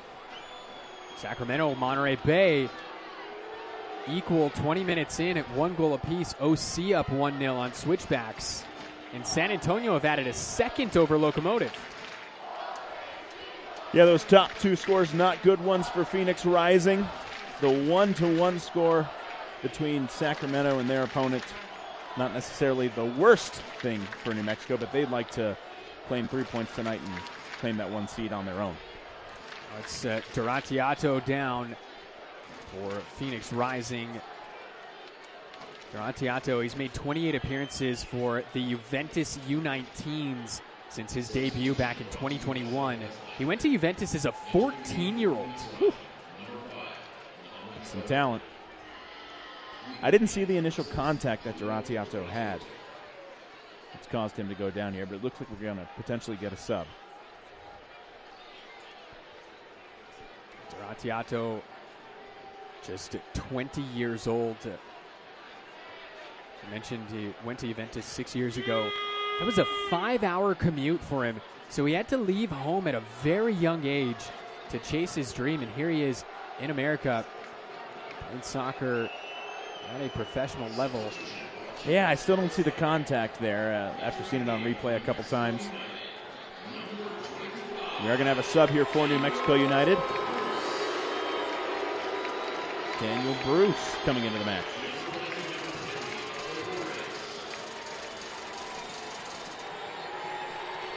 And for Daniel Bruce, that is his 150th club appearance. He is the first player to reach that mark. Yeah, 150 in all competitions. So that's obviously USL Championship playoffs, and Open Cup. Congratulations to Daniel Bruce, the last day oneer, still here with New Mexico. Making his 138th league appearance here tonight.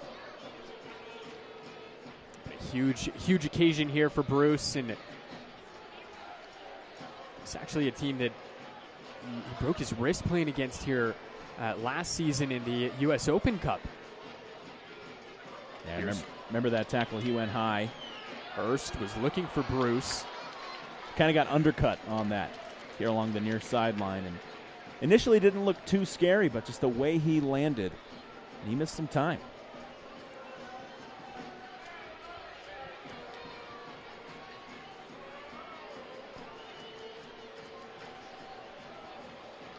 Fans, the USL Championship is on CBS Sports and ESPN platforms all season long. You can catch live matches and expert analysis every day on the CBS Sports Golazo Network and ESPN Plus. Go to uslchampionship.com for the complete USL TV listings. And if Rios Novo in no rush to take this goal kick.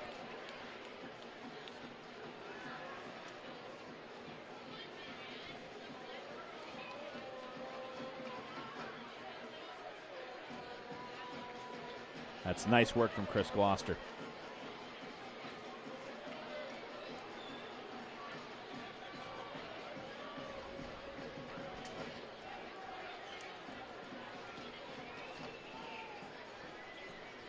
Gloucester spent some time with PSV Eindhoven out in the Netherlands, making some appearances for their reserves from 2019 to 2021. 22 appearances out there before coming back to the States.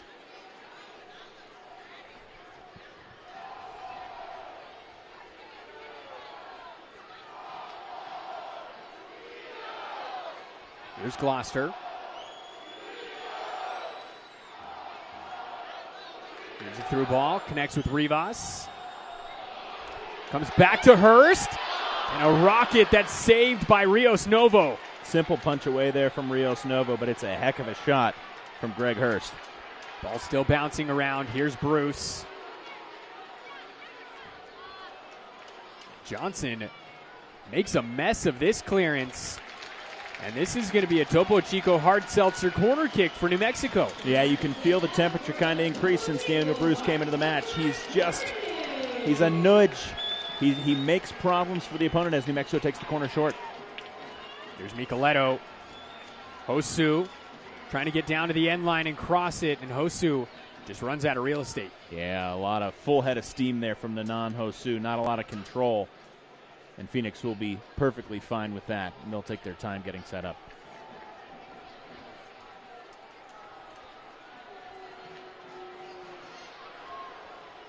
Rocco Rios Novo, just 22 years old.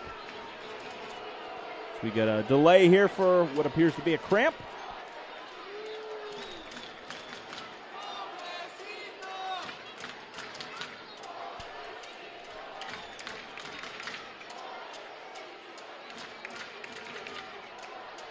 Looks like Johnson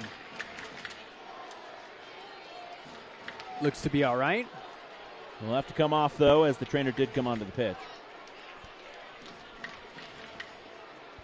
Darius Johnson, over 90 professional appearances in his career, as a career that started back in 2019. As you mentioned earlier, Dave, spending his earlier years with FC Volendam.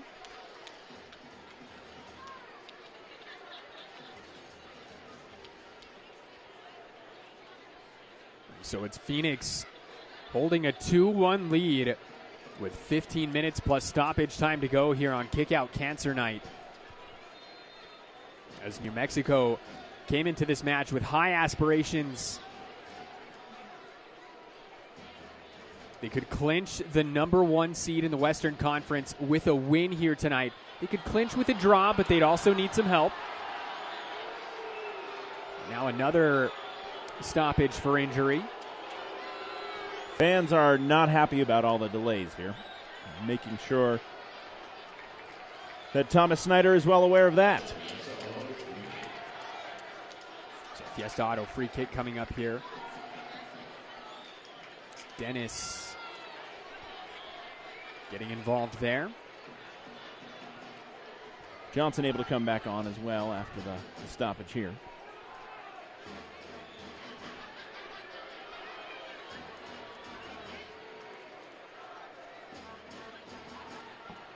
Here's Traore. It's a nice tackle there from Makale. Phoenix will take the throw. We saw Traore come in just a few minutes ago as he replaced Doratiato. So some defensive reinforcements for Phoenix here in the second half. We got another cramp. Whole team's cramping.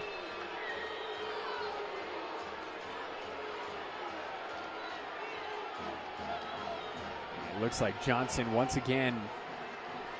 We're going to see a few more subs coming in here for Rising.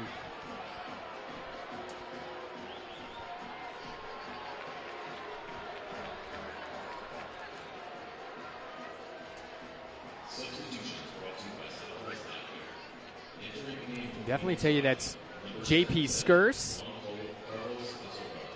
You're also going to see Juan Carlos Asokad coming in.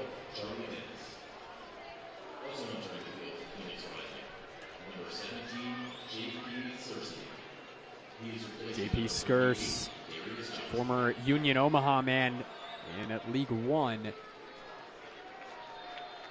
Juan Carlos Asokad, as I mentioned, a few former Oakland Roots man on this Phoenix roster. He's one of them. Catch who Asokad replaced, Tio? I haven't caught that yet. TBD. All right, we'll figure it out. We'll see who's not on the pitch here in just a few minutes.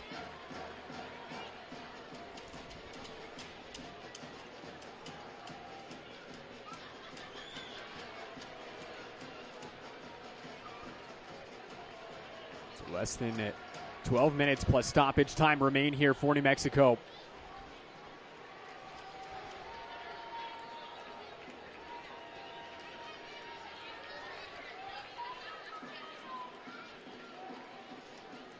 So we're receiving confirmation now. Charlie Dennis and Darius Johnson, the two Phoenix Rising players that were subbed off there at that last break. Got it. Here's Hurst. As he has that one poked away by Juan Carlos Asokad. And it's going to be a corner kick taken quickly here by New Mexico. Cross goes in. Back post, still bouncing around. And eventually dealt with by Traore. It's great work again from Sergio Rivas, as I mentioned. Keeps finding himself in dangerous positions. Sends that ball back across and forces another corner. The Lab getting loud for this one. Here's Akale. Topo Chico hard seltzer corner kick. There's the in-swinger looking back post, and it's over the head of everyone.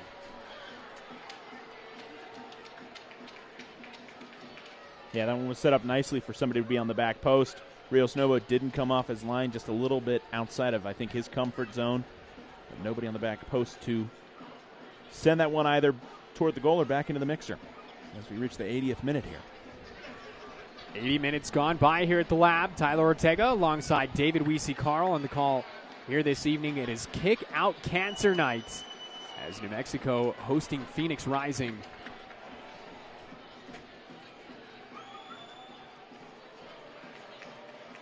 Much more at stake than your typical rivalry match.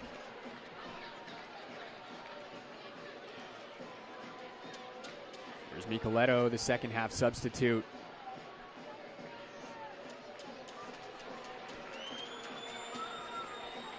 Astorga now.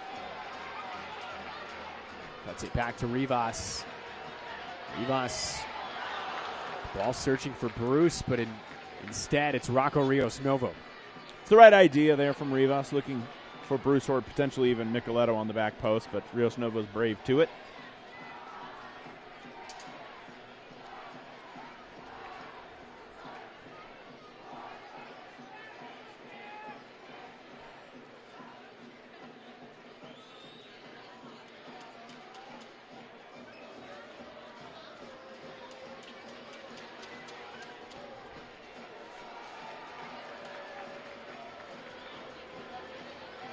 Akale is looking to thread the needle and find Hurst.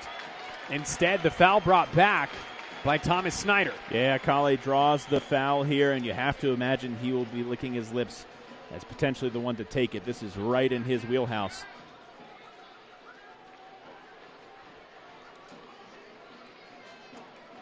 Makwele Akale last found the back of the net at Widener Field back on August 24th. His 8th-minute goal against Switchbacks. That was his only goal that has not come from a direct free kick. That was at a funky angle, too. Intercepted an errant pass and worked his way around the goalkeeper. He is the set-piece specialist for this team.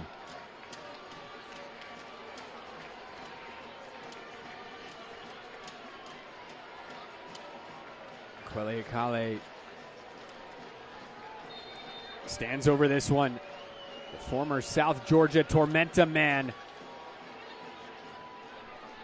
And Akale just misses on that free kick. Yeah, couldn't quite get the bend down over the wall there that you'd hoped for. Got it up over. Couldn't make it come back down in time.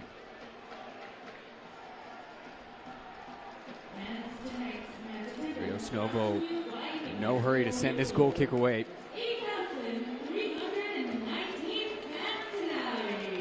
Sounds like we have our official attendance number in this evening.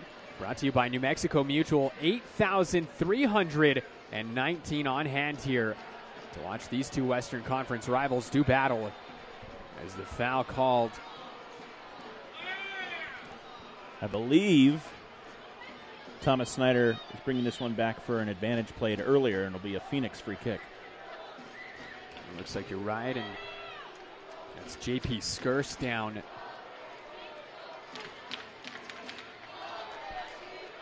He looks to be all right. 84th minute.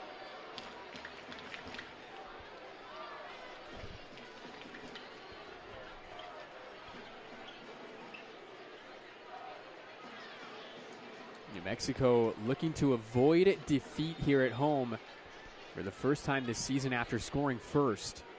Zambrano plays this one in, and that was dangerous. Headed over the bar. Yeah, that's a lot of space near the back post. Eric Will won't be happy about that. Check in on our scores from around the league. No changes since the last time we showed you. Still 1-1 between Sacramento and Monterey Bay.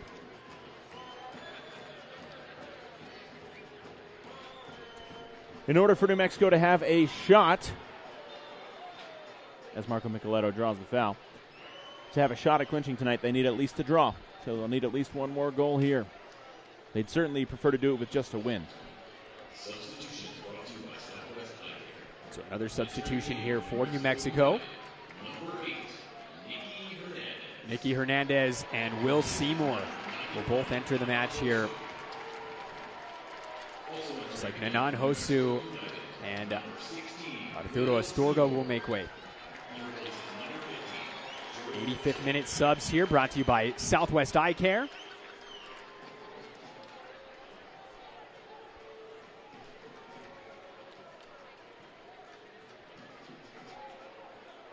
Will Seymour making his 13th appearance here this season. He's got 10 interceptions.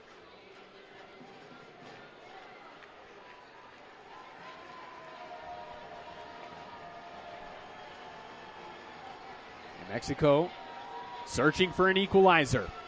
85 minutes in the books.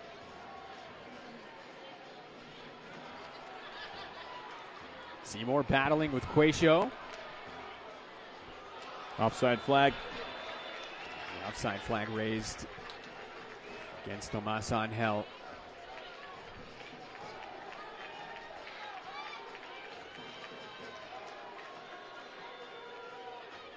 Looking for Akale. Akale and Micheletto, the top two when it comes to chances created for New Mexico. And there's Akale creating another one by way of drawing that foul. This is a dangerous spot. particularly for a left footer here. The ability to curl this in. It's like a much better corner kick. As Micheletto and Akale stand over it. And Mohamed Traore not very happy about that call. Former LAFC man.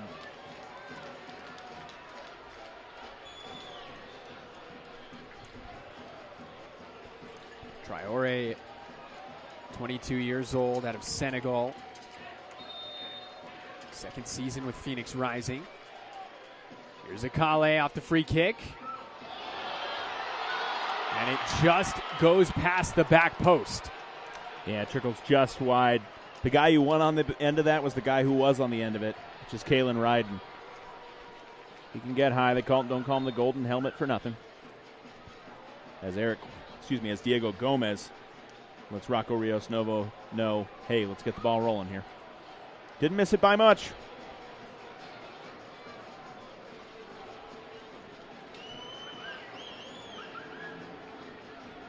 Greg Hurst also with a valiant effort there.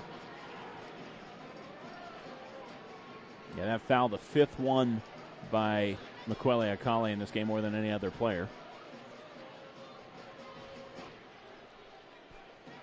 Phoenix, they're going to be looking to hang out down in the corner here and bleed out some clock over the next few minutes.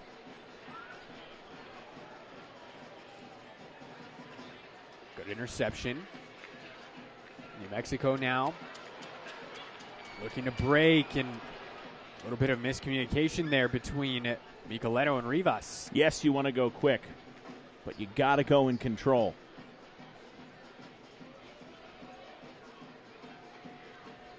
Because now you get this. Phoenix will take their time.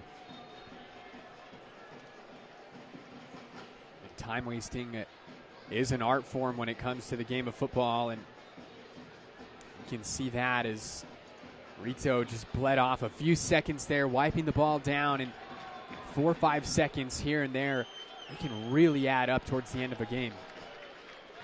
And that'll be a card for kicking the ball away as well. And we saw Eric Quill on the sideline, not too thrilled about what he's seeing out there right now. Hernandez gets it out to Seymour. Is there a moment of magic left in this match for New Mexico? Headed away by Wyke. There's Hurst. Too much on that one from the Scotsman. Yeah, well over the bar. Again, you talk about you want to go quick. Of course you want to go quick, but you got to go in control. Because every opportunity that a team in the lead will have, and you can bet New Mexico would be doing the same thing if it was on their end, they will take their time to take a goal kick, to take a free kick, to take a throw-in, whatever it may take. Heck, they'll take a yellow card. I'm sure Rocco Rios Novo would be fine taking a card here if it took some extra time off the clock. Rios Novo in no hurry as we enter the 90th minute here at the Lab. Tyler Ortega alongside David Weesey-Carl. It is New Mexico United taking on Phoenix Rising. Rivalry match with playoff implications. USL Championship playoffs presented by Terminix. Black and Yellow, they'll be hosting a home playoff match for the first time in club history here in a few weeks.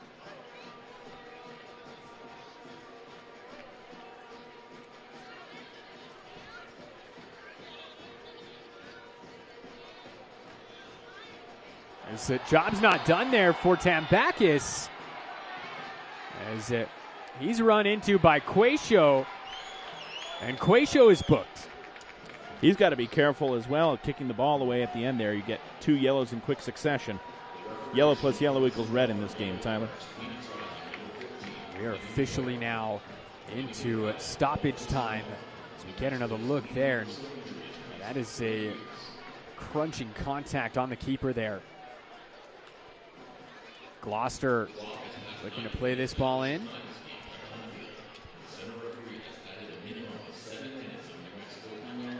Rivas inside the box was looking for Ryden at the back post. 7 minutes of second half stoppage time. Brought to you by New Mexico Pinon Coffee. Great sliding challenge there from Nicky Hernandez. And New Mexico have a little bit of hope. Hernandez crosses this ball. Dealt with by Popmar Boy.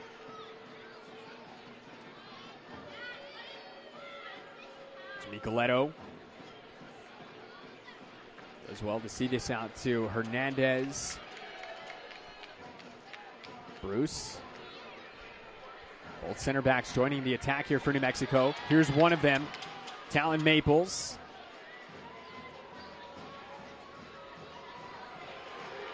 Nice little link-up play there from Maples. The cross went in, and Rios Novo able to grab it. Yeah, I can't say enough about the way that Sergio Rivas and Miquele Akale have continued to find dangerous spaces as we get another delay here as Rocco Rios Novo goes down hard. Appears to be in quite a bit of pain. No call for the trainer yet.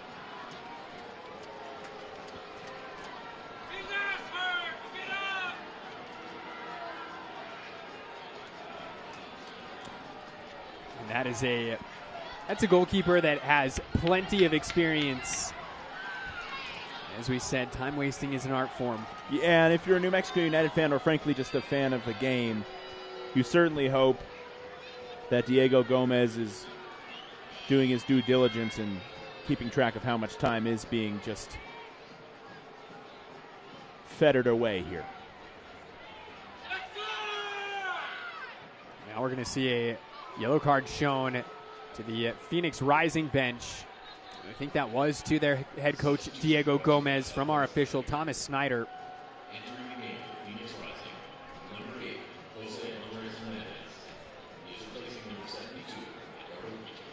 So another sub here for Phoenix. Edgardo Rito is replaced by Jose Hernandez.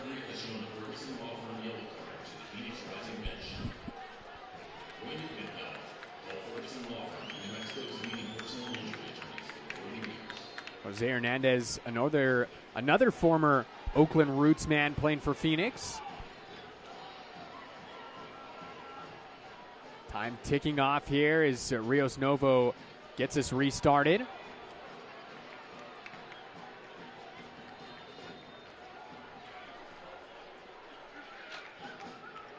A lot of delays here.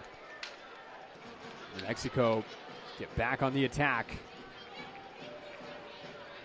Micheletto looking to switch the play, connect with Akale. Well done by Miquele Akale.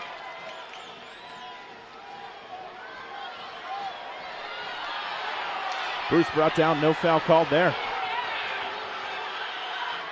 That happened right down in front of us. Play on, says the official. Great challenge there from Hernandez, the substitute that just came on. And now the foul is going to be called against Asokar. The yellow card is once again shown to the bench area.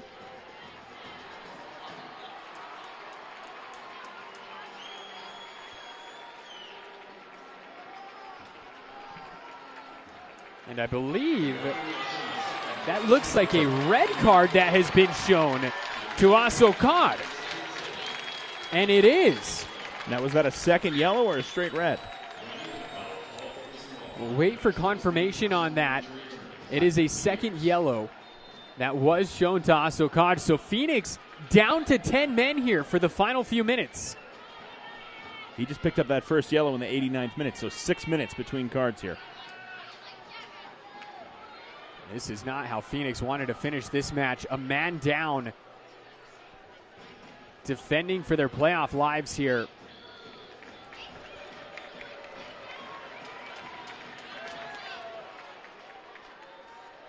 Here's Seymour. Looking to switch the play out to Gloucester. Deflection finds Micheletto. Seymour again. Hurst able to track it down.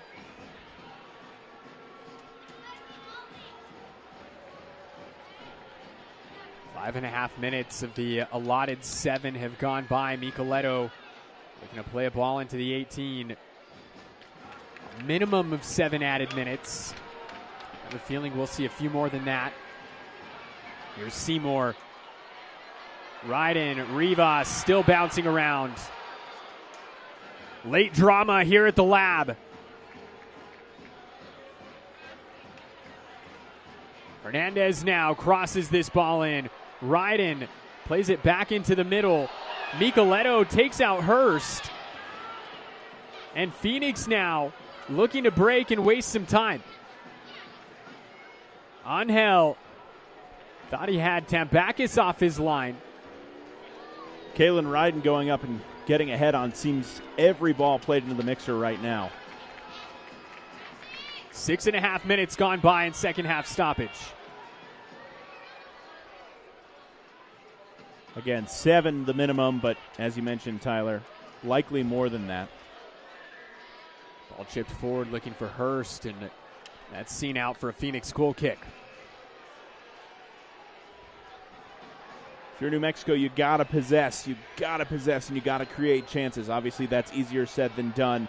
Phoenix down to 10 men, but they've got 10 of those men behind the ball at every opportunity. Rocco Rios Nova will take his time getting this goal kick set up.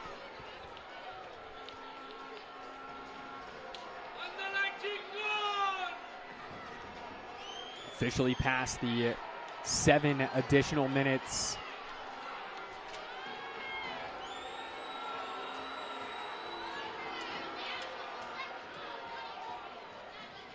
That red card for Asokar.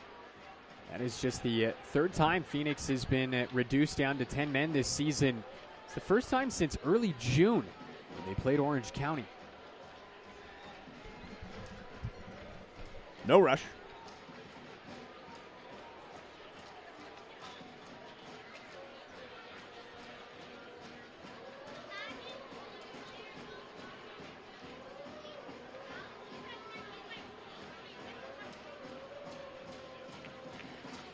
New Mexico looking to do everything they can to turn the field back the other way, as Phoenix looking for an insurance goal.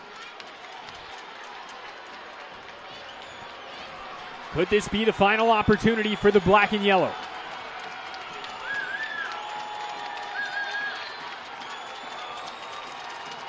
Ryden and Maples have joined the attack. Balls to Rivas. Akale now. Still Akale. Micheletto. And he skies it into the crowd. Back and forth, New Mexico go across the top of the 18. They got to get something away, but you always hope to get it on frame, of course. Into the 99th, nearly 100th minute here. Rios Nova holds onto the ball for reasons.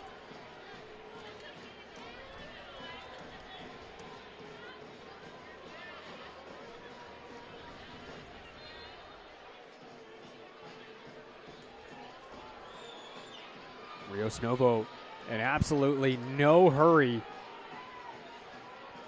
as Phoenix look to play spoilers here tonight at the lab.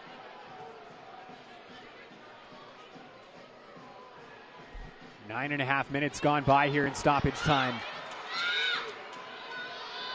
Bruce able to get a touch, and Bruce wins the foul. That's all effort, all heart. And surely this is the final opportunity here for New Mexico.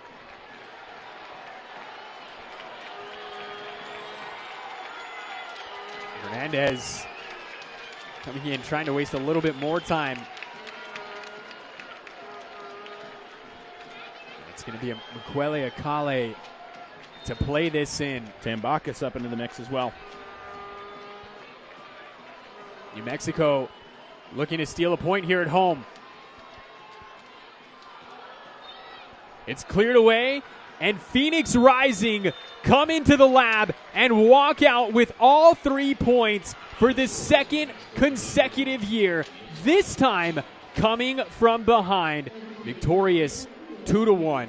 Dave, your thoughts on this match? Yeah, New Mexico obviously will be disappointed in this result. It's incredibly important, for Phoenix as they look to push towards the postseason for the what seems like millionth time for this club.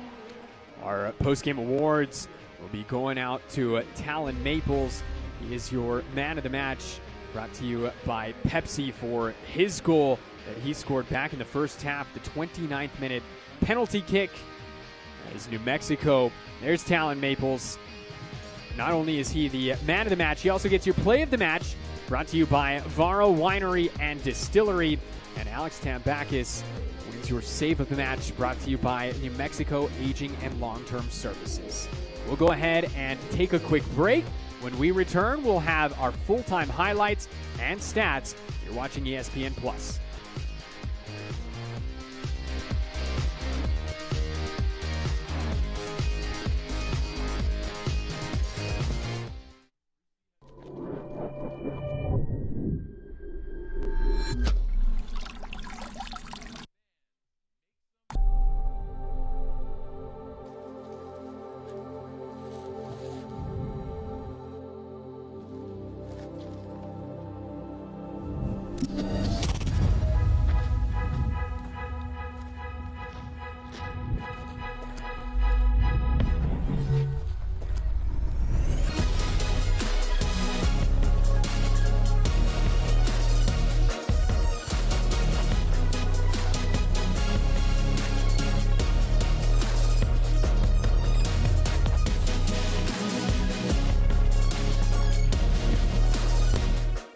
We on three, 1, 2, 3, yeah. I tell the guy and he told me keep moving. I'm at the show and they told me keep grooving. If it ain't me, tell me who else gonna do it. I'ma just do it, I'ma just do it. I'm at the top of my city, I'm tooling. Bitch said that I be the hottest improving. Every day I see the fruits of improvement. I'ma just do it, I'ma just do it.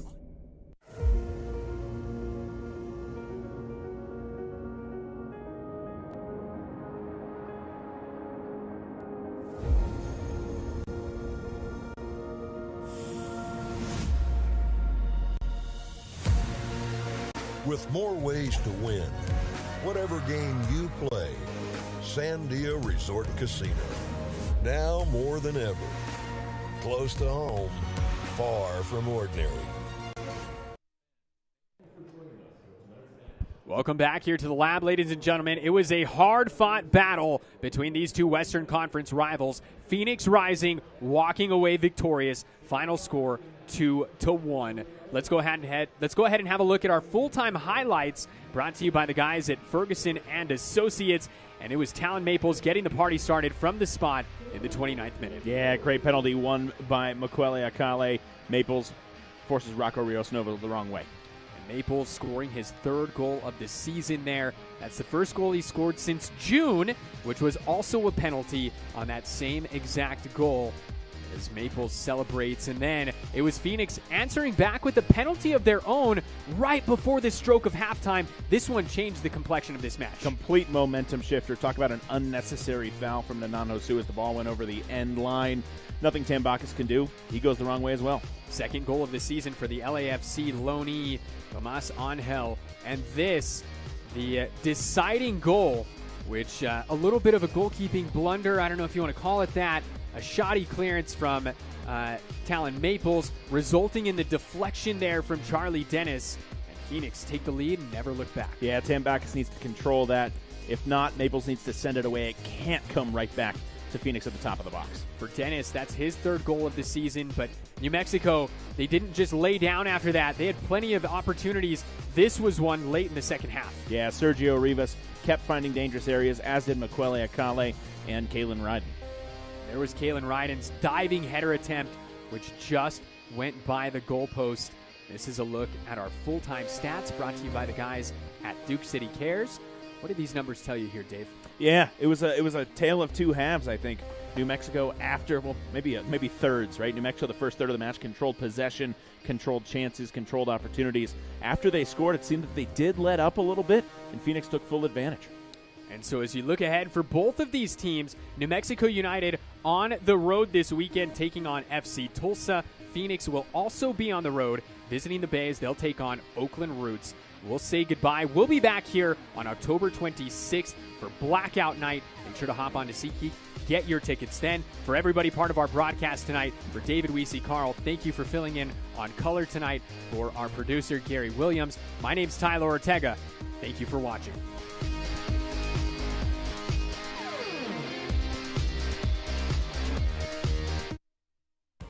This copyrighted telecast of the United Soccer League Championship cannot be retransmitted, rebroadcast, or reproduced without the expressed written consent of the United Soccer League Championship.